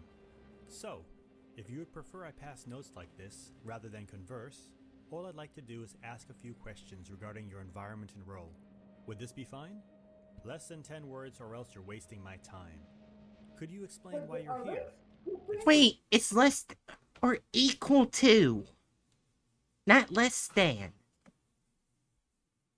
Yeah, but remember, in the article it said this was all passed over. And it was all between 2 or 3 days between notes. As well as a doctor. Dr. Mills, Yeah. not Dr. Klaus. So they've literally replaced a woman. Yep. Working cold all day and I have work. What kind of work? I'm waiting for purchase offers. The price isn't set in stone, but this is kind of a minimum we have to offer to make a Why profit. did they just put So you're makeup on working her? for an organization. I don't know. Why are they acting like they were able? They never. No one knows what she looks like. Right. She could be black, brown, polka dot. But of course, but they chose white. Yeah, they did. You blind or something? Name's on the door. Can you explain the shadow's movement? Already said I'm trying to make a sale here. What exactly are you selling? Earth. Please elaborate. Earth, planet, Terra Nova, blue ball of life, flesh cesspool, etc., etc. That doesn't explain the shadow's movement. Well, you know when you pick up a stick with a dying leaf on it? When you pick up something at a store with a price tag attached to it and inspect it a bit, and the price tag might flop around a bit, and you might grab the price tag to get a look at the price? Now imagine something else looking at that price tag. Actually, scratch that, since you can't. You getting it now? We're selling the earth, and I'm busy speaking to willing buyers. It was at this point that it dawned on Klaus. The object wasn't an alien ship or a looming shadow of doom. It was a price tag. A What price the tag for Why did they make it so extremely big? It's another space. You think that wouldn't be noticed by the people of Earth? Like, come on.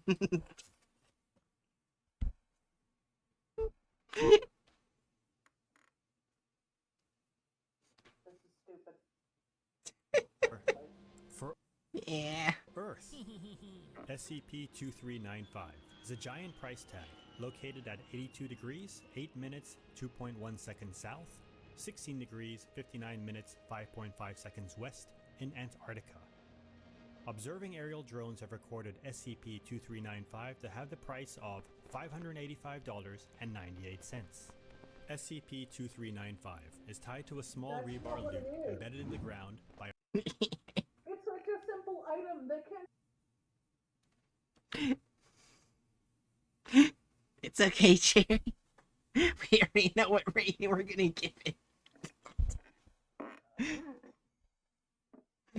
Alright. Let's keep going. a 0.7 meter length of twine. SCP-2395's dimensions are 258 meters by 90 meters in length and width. A 2.5 meter layer of polyethylene covers the paper, inscribed with SCP-2395's price. If this wasn't strange enough, SCP-2395 seems to be unaffected by wind conditions, and instead pretty much does whatever it wants. Sometimes it blows directly into the wind. Other times, it spins repeatedly for indefinite amounts of time. Crazy. 0.3 kilometers east of SCP-2395 is SCP-2395-A. It's a shack. Just a shack. A shack with what seems to be some odd humanoid female within. She isn't very friendly. At all. The door to this shack is labeled LCE. This lady, SCP-2395-B, doesn't respond to the Foundation's request to speak. Or to mine. We have, however, heard her talking to others. Quite rude, if you ask me. We've never heard her. Observation post Right. 44 is It was letters. They weren't talking. Also, I re-looked at the SCP to see, and It is a giant tag. The only thing that wasn't giant was what it's on. What it's on, yeah. But it also doesn't say the size of the price tag. It just says giant price tag. It says the dimensions are Oh, did I miss 50 that? by 90, and with a width of 2.5. So not as big as in the video, but big. Yeah, but the thing holding it isn't like tall, so Yeah, Is to maintain communication I forgot and support from how it Area was because 30 we probably reading while other continuing SCPs. surveillance of SCP-2395 and considering how ridiculous SCP-2395A, it's okay to forget. Yeah. a precautionary 250-meter radius zone around SCP-2395 has been established, which Observation Post 44 will continue to monitor for any notable movement This is the or beginning of activity. the article. Further information from SCP-2395A's occupant has been deemed unlikely following communication with Dr. Mill. They added Dr. Mill at the very end. I feel like we can't count it as having. Yeah. They had someone else take her place, then mentioned her at the end. Yeah. Avoid this SCP. Not all SCPs have to be dark, gruesome, or terrifying. Sometimes even the most mundane objects have a story to share. You literally somehow The next time you're out added violence. Yeah. shopping and get a rude shock from a price tag, remember, you never know who or what else might be looking to purchase that item. It might just be the steal of the century. Okay, let's judge this. Alright. Removal of characters / license. 2. The Yeah. license is there, but the only actual Yeah. there's only one character in that entire thing, and they somehow. Yeah. Added gore. Oh, sorry. Would you put it as a 3 or a 2? I put 2 down. You said, Yeah, I said 2, and then I changed my thoughts were. Because the only character it really has, it totally removed. yeah. I changed it to a 3. Added gore or violence. Well. 4. Yeah. Somehow. Yeah. Deviates from the plot of the article. I think we're both thinking 4 with how much you're. Yeah. Only men in the video. 4. Yeah, because They removed the woman. Yeah. Mentioning her at the end doesn't count. Yeah. And a bunch of weirdos doesn't count. How did the most simple SCP. I don't know. So we got 5%. 5% again. Oh my god. I want 2912 to be better rated. Next 2912 is Clowny Clown Clown. Oh. And it's neutralized. SCP-2912, Object Class Neutralized. Special Containment Procedures. The remains of SCP-2912-1, SCP-2912-2, and -3 are to remain or preserved within individual cryogenic storage units at Biological Containment Site 666. SCP-2912 are to be held in isolation within individual humanoid containment units at Biological Containment Site 66. SCP-2912 instances must be fed a strict diet of circus peanuts and sugar water that has been artificially colored purple. Oh my god, how are they gonna ruin this? Foundation physicians are to remain on standby, despite knowledge of SCP-2912 healthy and biology being extremely limited at this time.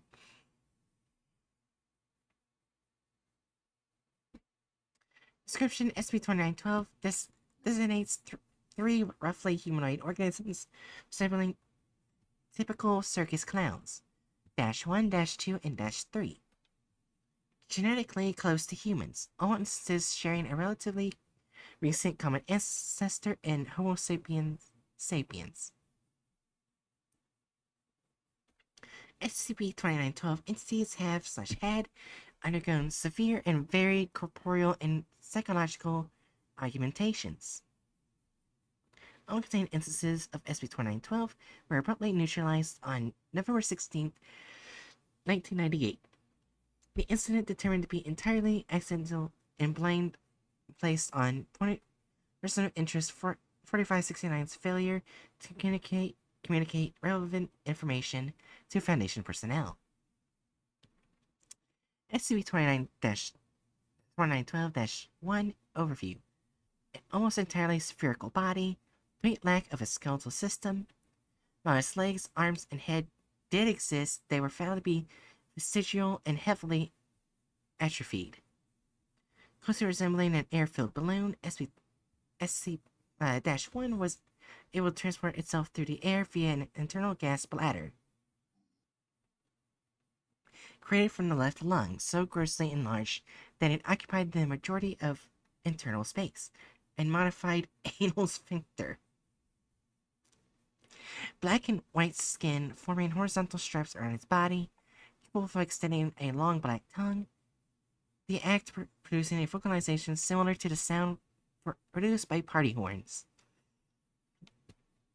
Although its level of intelligence could not be ascertained, it was at least capable of understanding several English words, mostly in the form of commands. -2 Overview: an unusual tall, 2.56 meters, and spindly, with the exception of its left hand and abdomen, which both appear bloated, humanoid organism. Capable. As tall as a really tall basketball player. Yeah. If anyone was ever that tall. Yeah. Does someone that tall exist? I don't need. Probably. Anyway, capable of producing music from its asymmetrical and disjointed body. Vertebrae are comparatively large and oddly shaped, producing sounds similar to a xylophone in use, which songs appear to differ in correlation with the present angle of -2's spine. How it was able to create these sounds without directly striking individual vertebrae was never deduced. The left hand was large and flat and used to strike its bloated abdomen. The resulting sound similar to those produced by bass drums. Its face lacked eyes, had a bulbous red nose, capable of honking despite being entirely organic, and was primarily dominated by a large mouth, devoid of lips. Yellow skin covered in red polka dots. Oh no, they're gonna ruin that.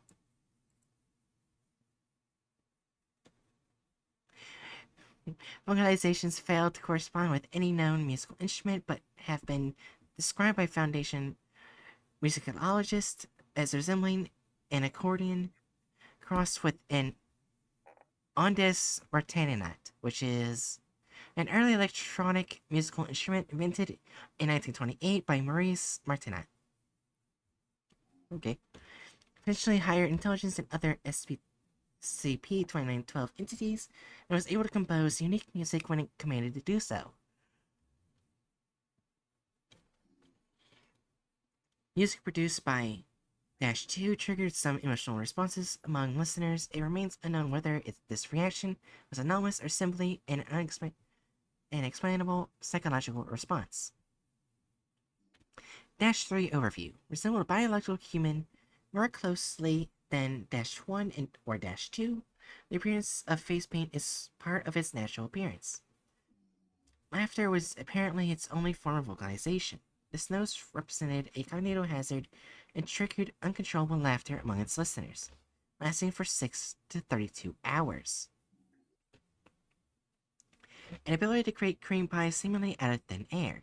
It is speculated that nearby matter was transmuted and teleported to -3 in a form of cream pies. Data expunged. Oh. These anomalies were discovered on October 5th, 1998, after a raid on a fairground that had hosted Herman's Fuller Circus of the Disquieting. Only minutes before the arrival of Foundation operatives, one small tent was left behind. The others having vanished as operatives approached. Inside were -1, -2, -3, input in person of interest 4969. Then there's a chance if it's suggesting what I think it, then these SCPs probably originally started as children, human children. Yeah, I forgot how fucked up Herman's Fuller Circus was. Yeah.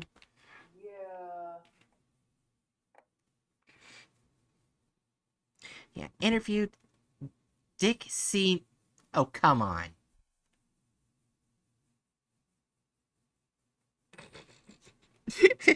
Really? Dixie Norman. Yes. Yep. Really? Oh my god. Why? Subject is a Caucasian male between 40 to 60 years of age. In footnote, this is presumably not his real name, but he has refused to offer any other. Wait, what? Yeah, in the footnote next to his name, no, the 5 thing, it says this is presumably not his real name, but he has refused to offer any other. Oh, that's beautiful. At least they're aware it's not their voice. Not voice, but name. Not their name. Alright, I guess I'll start reading now. Oof. You want me to do the SCP voice? I mean, if you want to. Might make it a little easier. Alright. Dr. Dillon, please explain what you were doing prior to your apprehension. Listen, fuckface, I don't go to your job and pull the anomaly cock out of your ass.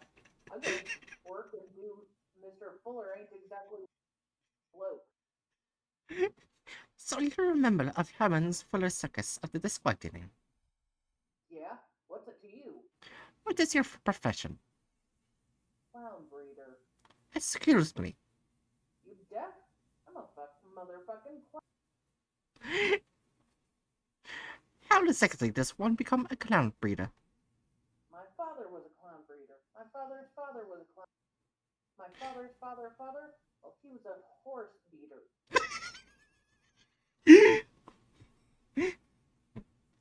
And what does this job actually entail? You that fucking stupid? It's in the goddamn name. Enlighten me. I breed clowns. I see. This is an old profession. You mentioned your father and grandfather. Well, in, in the real old days, you didn't have no breeder. In fact, the best we had was child breakers. Child breakers. Well, think all freaks just born that way? Body does a lot of growing when young. Just got to help it along a certain path. First, back then you could only make a hunchback. Nah, they deserve more credit. I mean, the Laughing Man, Turtle Boy, hell, the Inside Out Girl, they was done the old way. As you said, I think that is all you need at the moment. Thank you for your time. Fuck you. I think that was Man, was that the first time you heard that voice, Jerry? no. Oh yeah, that's right. You're there when I did that voice is SP reading. I gave it to a perfect character too. Nice.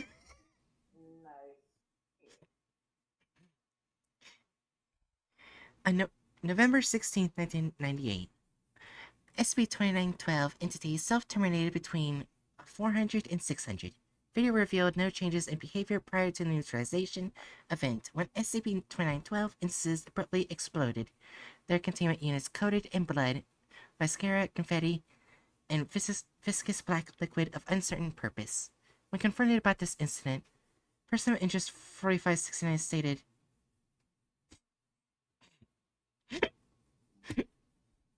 fucking shit eaters forgot to milk clowns, didn't you? Way to ruin a decade of work, you. Milk?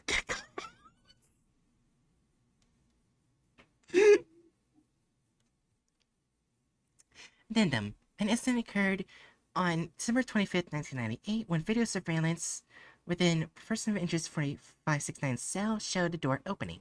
While external video depicted the door as closed and no alarm was triggered, during this time the faint sound of gallopy of music became audible within the cell, and person of interest 4569 proceeded to converse with an unidentified individual. You know the sound of a lot of. That's actually typical. Oh.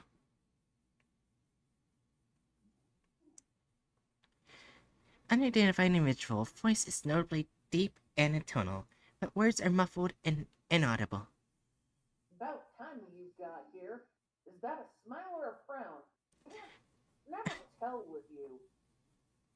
Unidentified individual, inaudible. Liability, come on. I'm the best fucking got me fuller. My god. The unidentified individual then briefly enters the cell.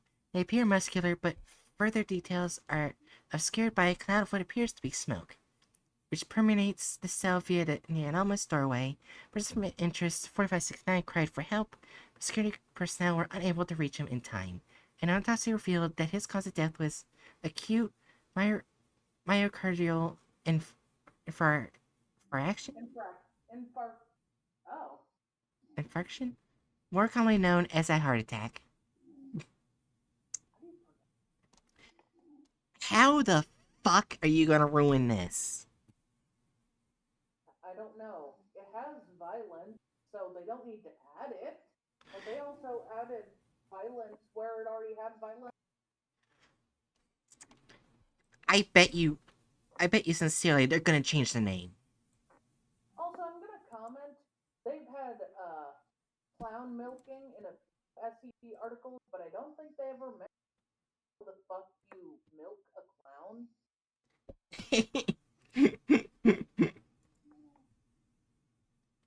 Alright, so you ready for the thumbnail? Yeah.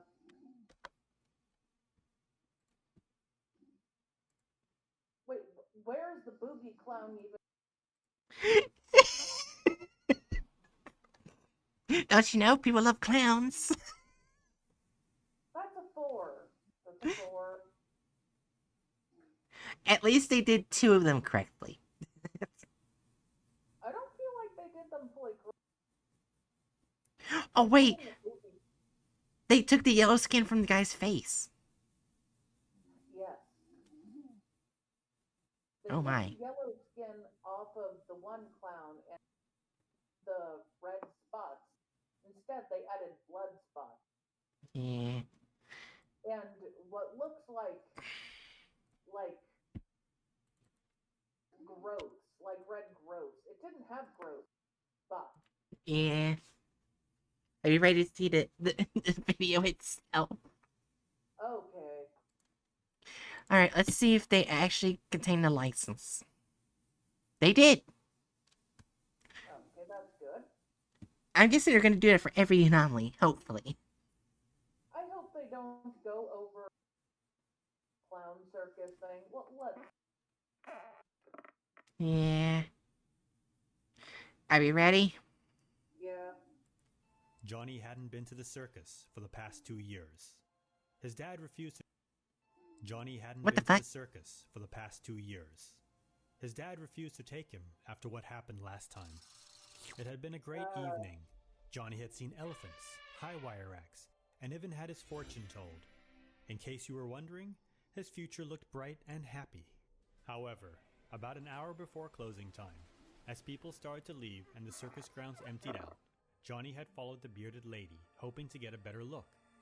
It was only about 5 minutes later that he realized he was lost. He appeared to be around the tents and carriages that the performer stayed while the circus was set up and running. Most of them looked the same to him, and he quickly became more and more confused. It wasn't until he rounded a carriage with the label, The Great Carvassian, that he saw the bright lights of the big top. It couldn't have come soon enough. Truth be told, he was on the verge of tears. He let out a sigh of relief. Too soon. Just as he was about to enter the clearing, a shadow emerged in front of him, blocking his path to freedom. It was a strange shadow. The feet appeared enormous, the body large and obese, the ears and nose abnormal. Johnny's breath caught in his lungs as the creature who owned this shadow stepped in front of him. He heard his name over and over again. Shouts of help rang out in his ears, but he couldn't quite focus his hearing or his eyes. Slowly, he began to focus, and the blurriness in his eyes retracted. He was on the ground, looking up into his father's eyes. His father smiled with relief and called out to the group which had descended on us that I was fine. His boy was going to be fine. A large, gloved hand reached out and patted his father on the back. "I'm so sorry. I don't know what happened. I just came from around the back of Carvassian's carriage and saw your boy. Honestly, I didn't do anything. He just collapsed. I'm so sorry." His father looked back at the man and assured him it wasn't his fault. Probably just the hot summer air or low blood sugar. The man gently squatted down next to his father, his face coming into focus. It was him. It was that thing he saw. Johnny screamed and wailed. He shut his eyes hard and pulled his face into his father's chest. His father comforted him and looked at the man next to him. The clown looked back. Why does the clown look like a pig? And regret. That was all in the past. Johnny had gotten over his fear of clowns. Sure, it was still kind of creepy, but after the man had taken off his makeup and costume, Johnny knew it was just a gag. It was just make-believe, and there was nothing to fear. It was early October. The year was 1998, and Johnny was at Herman Fuller's circus of the Discovery. Oh no. Truth be told, this didn't seem like the last circus. He couldn't put his finger on it, but things seemed stranger here. For one, there were a lot more freaks than was typical. His father had told him about P.T. Barnum and the oddities that used to be in those shows. He'd also told him those days were done and gone. It seemed Mr. Fuller hadn't received the memo. Nonetheless, he was determined to have a good time. He wasn't going to let a little clown phobia ruin this night. People were circulating around the various acts and sideshows, the sounds of parents laughing and kids screaming, with joy and perhaps a little fear, was all around. What was that? A new act Johnny hadn't heard of? He saw a man that looked to be dressed in a scientist's coat, surrounded with what looked to be some kind of law enforcement. They had protective clothing on, and though he didn't see... Hold on. They wouldn't make themselves known. No, they wouldn't. Why do you think they call themselves secret agents? SCP agents dress like normal people. Like, they may have, like, bulletproof armor underneath their clothes, but they wouldn't make themselves noticeable. But let's keep going. Yeah. any weapons, they didn't look like they were unarmed either. They all had some badges on them, which looked like a circle with 3 arrows pointing to the middle. Of course, it was some sort of act. It made perfect sense. Oh Must my be a God. new sort of show. It was a circus after all, and they thrived on performance art. The men moved off into the distance. They appeared to be looking for something or someone. As the night wore on, Johnny had seen all sorts of weird and wonderful things. It was shortly after having a hot What's dog going on that with he your told his eyes? dad he needed to use the restroom. With hardly a notice, his dad smiled and said, Sure, I'll be over at the Amazon tent. No, I If you can't see me, just look out for the red balloon." Without another word, his dad was off. Red balloon in Yes. hand, Child seemingly abandonment. very interested in that act. With a shrug, Johnny headed to the bathroom stalls. I'll look at the hot It was a weather. little walk to find Yeah. them. They were near a back corner, assumedly to keep the smell, drunks, and smokers away from the main areas. As Johnny finished and headed out of the bathroom, he heard laughter.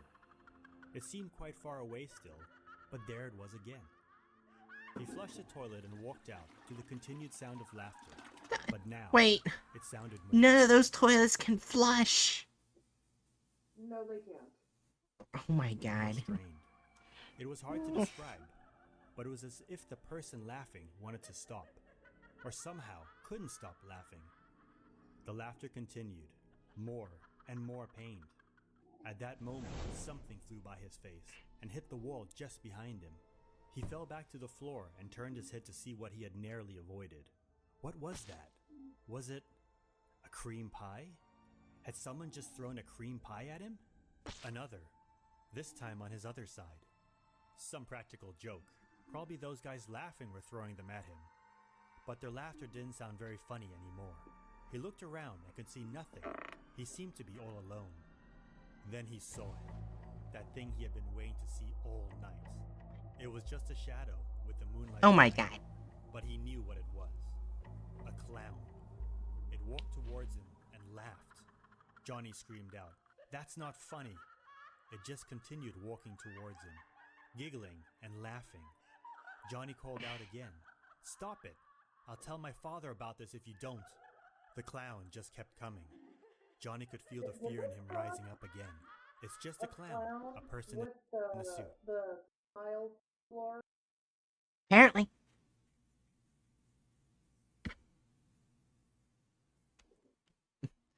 I want to make sure they actually say None of what them gender. have gender specified. Right. Meaning they are so clown-like and mutated that the gender is unknown. Right. He just made this one a woman. Yeah, because titties. It's just a clown, a person in a suit.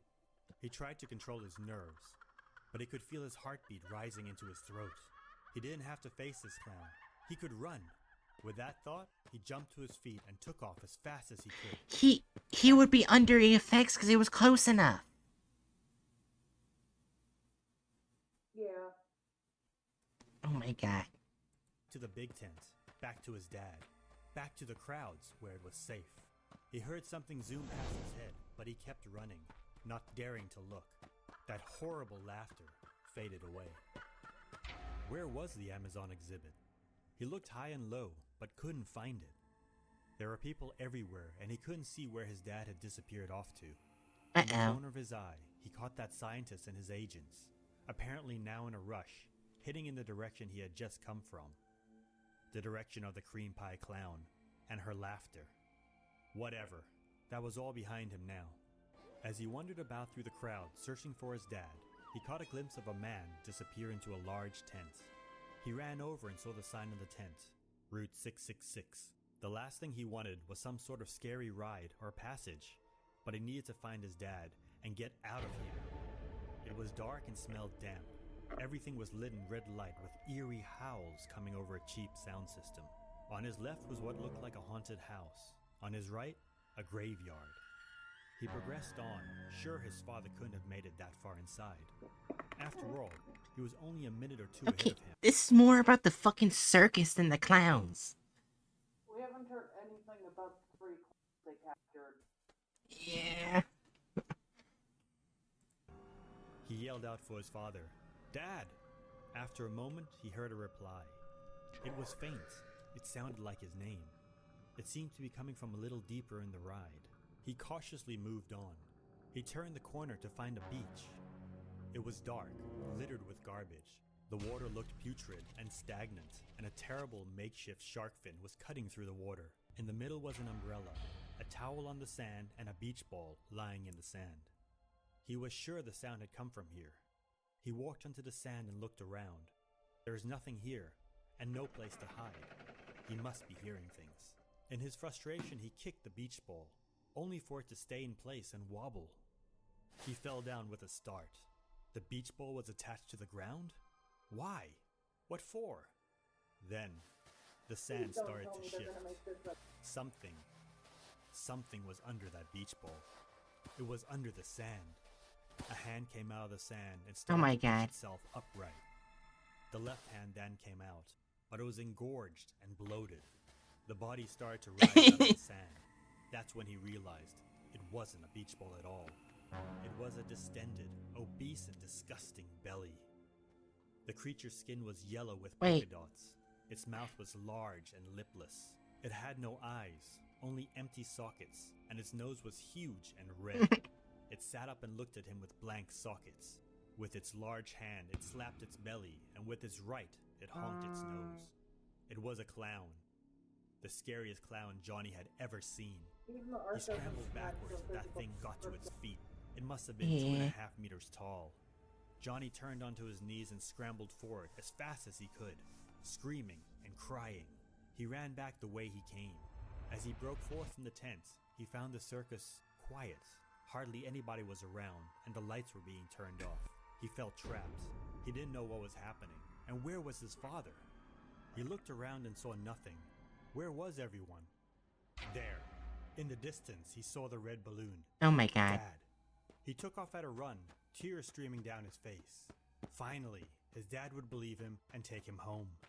He dashed around one tent, then another, his eyes on the sky and the balloon. He tripped and fell. Didn't matter.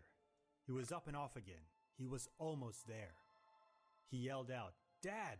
Dad!" as he rounded the final tent. He came skidding to a halt in the dirt. As he looked up, he saw the balloon, but no Dad. It was floating and bouncing feet away from him. Oh my tethered god. to a pole. It had what looked like hands and feet poking out of it. What kind of weird balloon was this? It bounced and danced and slowly rotated. As it spun around, Johnny's mouth opened wide. It had a head. It wasn't a balloon at all. It was a clown. It looked down at Johnny and opened its mouth. Its tongue extended like a lizard as its body floated and bobbed. Just at that moment, someone or something grabbed him from behind and pulled him away. What was that? It can't make sounds like that. Yeah.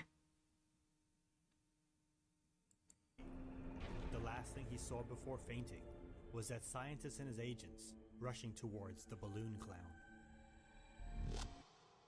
Please explain what you were doing prior to your apprehension. Listen, face, I don't go to your job and pull the anomalous out of your. I got work to do, and Mr. Fuller ain't exactly the most patient bloke. So you. Yeah, they didn't say the name. I knew they wouldn't. Well, in the interview,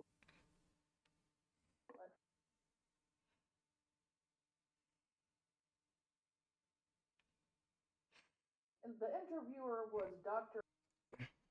The cum bucket. Everyone, this is my favorite place to go to. That's why I get pregnant so many times. Oh, hey, Hatchet.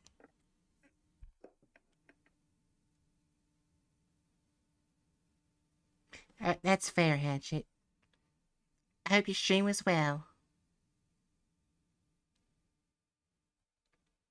Before we continue the video, Hatchet, just look how poorly the videos are doing so far. Isn't that wonderful? Don't you wish you were here with us? I totally sound excited, don't I? Yeah, the final score is basically how close it is to the actual article. It's going downhill. 50%. Yeah. One was 25%. One was 2 or 30%. The previous 2 or 5%. Yeah. Alright, Cheery. You ready to continue? You're a member of Herman Fuller's Circus of the Disquieting? Yeah. What's it to you? What is your profession? Clown breeder.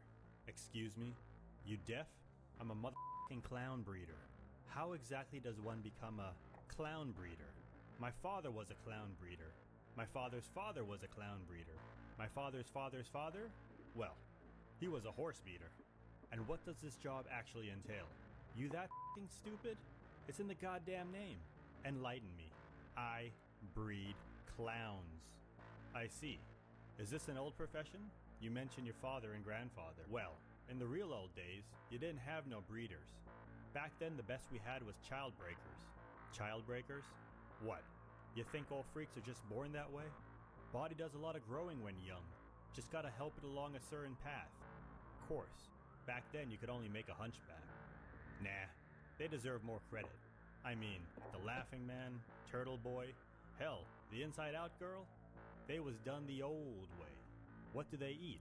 Circus peanuts, purple water, and what exactly is that? Jeez. Marshmallows has to look like a peanut, and purple water is purple water. Useful. They did not mention that. No, they didn't. Sugar dyed purple, not sugar, not purple water. He didn't mention what the food and drinks were. They added that. Fresh glassy and oh my god. Also, circus peanuts are not just peanuts. Yeah. They're banana flavored marshmallows. Yeah.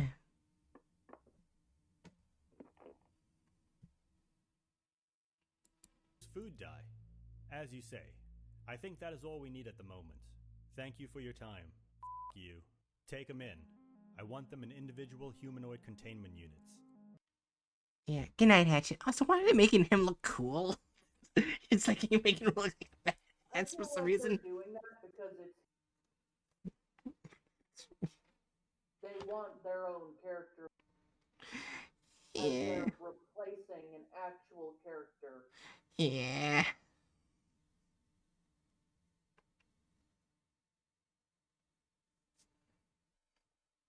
Yeah, hold on. I gotta do something real quick. So apparently they said you were quiet on stream for a bit. I just upped your volume for a bit on my end. Anyways. Alright. Sorry. You're fine.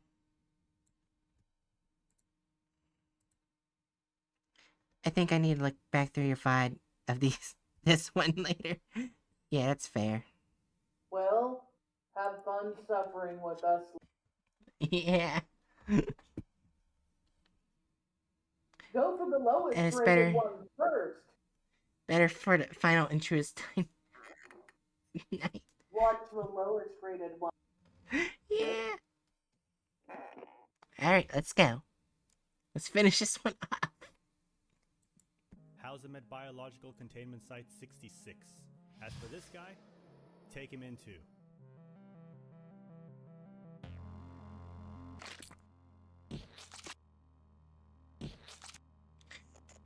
What just happened? They just exploded. All three of them. You fucking shit-eaters forgot to milk the clowns, didn't you? Way to ruin a decade of work, you. About time you got here. Is that a smile or a frown? I can never tell with you. A liability? Come on. I'm the best clown breeder you got. And There's no expression. He's just sitting there speaking. There's no expression. I'm sorry, I hate that. I hate it when animations characters don't give expressions when they speak. You know what I mean? They just sit there, do nothing. Technically not even looking at Yeah. how it looks. Oh my god. Mr. Fuller knows it. Oh. Well, I hope you enjoyed SCP-2912. My god.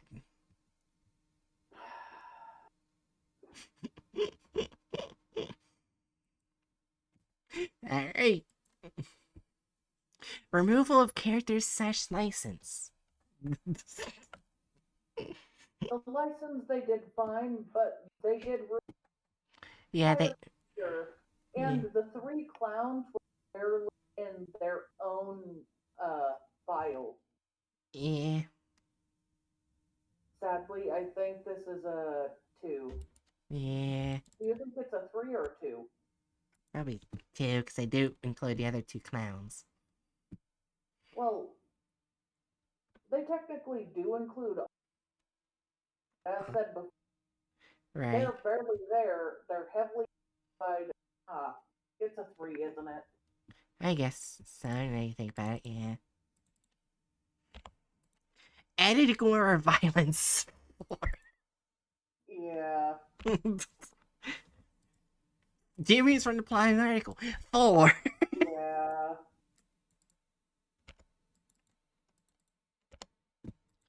Only men in the video.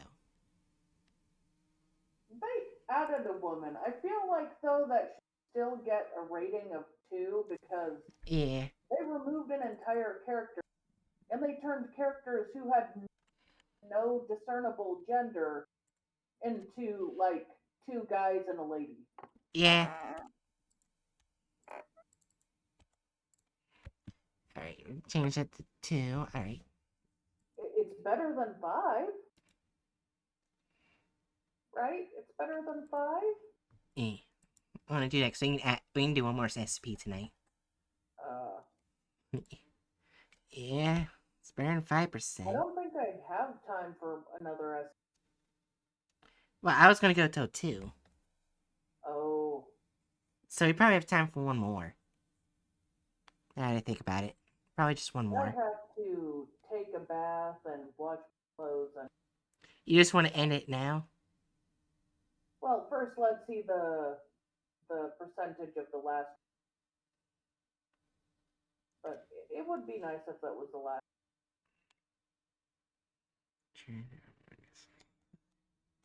It's 15%. Well, it's more than the last 2. Yeah. Okay, so we definitely know they're probably worse than a rubber. Good news, this content farm has stopped doing anomaly stuff for a year. Good. Yeah. You think you just want to stop for tonight? Yeah. Alright. You want to see some of the thumbnails that are going to be next? Sure. Oh. Look, they headed for. Oh.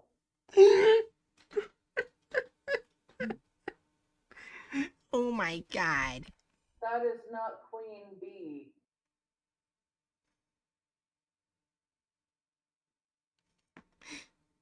So tomorrow's going to be fun, right, Jiri? Yes.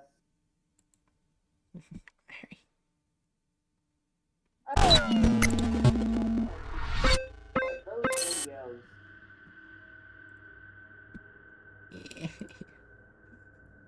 They're worse than the rubber.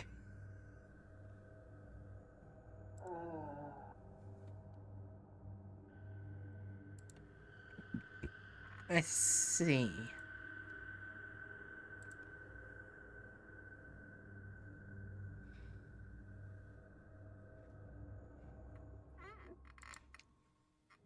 Well, the thick seems to be live. Okay, someone getting sacrificed in 2418. Wait, which one is that? Let me go look at that. 2418, 2418. Oh yeah, they are.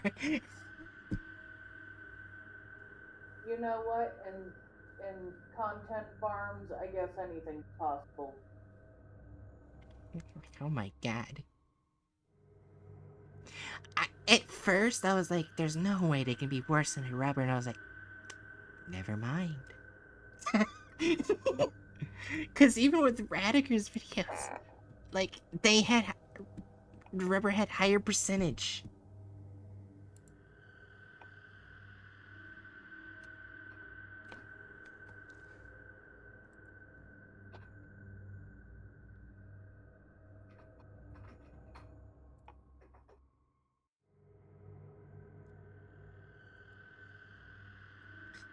Alright. Anyways.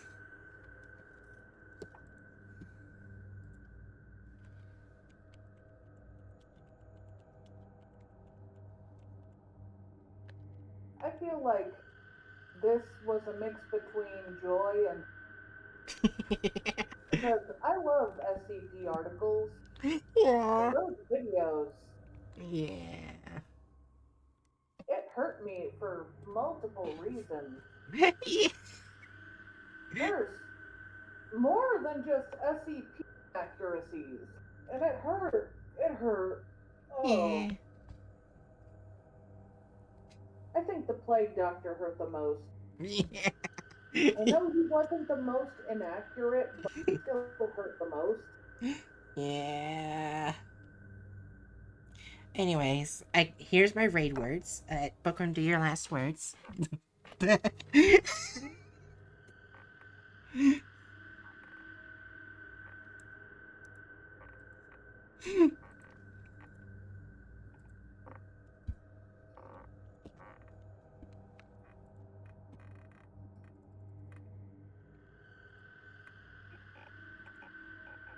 my raid words are perfect. It's just fuck Fire SCP Red content Emblem farms. asked me, Oh. like, comment, subscribe, and That's follow Bright valid. for more mind-numbing reviews of SCP trash farms. Give her money to help Jiri and Bright recover from the pain. In the realm of live streaming, we all have our heroes and anti-heroes. The Great Bright has carved out a unique niche, delving into the bizarre world of SCPs and farmlands. A combination that shouldn't make sense, but somehow does. By supporting this endeavor, you contribute to the ongoing saga of curiosity and chaos. So, like, comment, subscribe, and follow. Bright, every bit helps. Keep this entertaining madness alive. Wait, I think that's the only bot that's ever called me Bright. Like, Congratulations, it can say your name. they're the only one who's done it. SCP and farmlands. Yeah.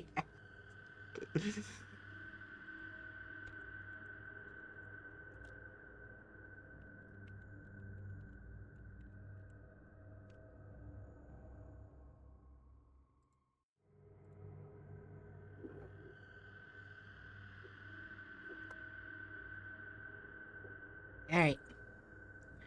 Everyone ready?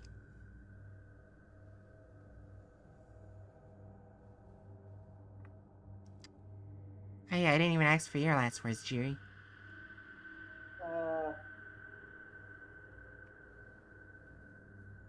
SCPs are fun, but fuck the farms.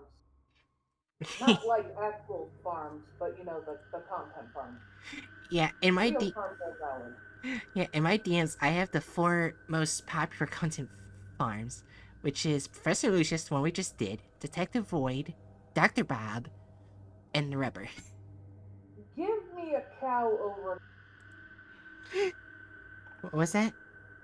Give me a cow over a content. I grew up in a farm town. Although Fair. I'll admit I'd be more likely.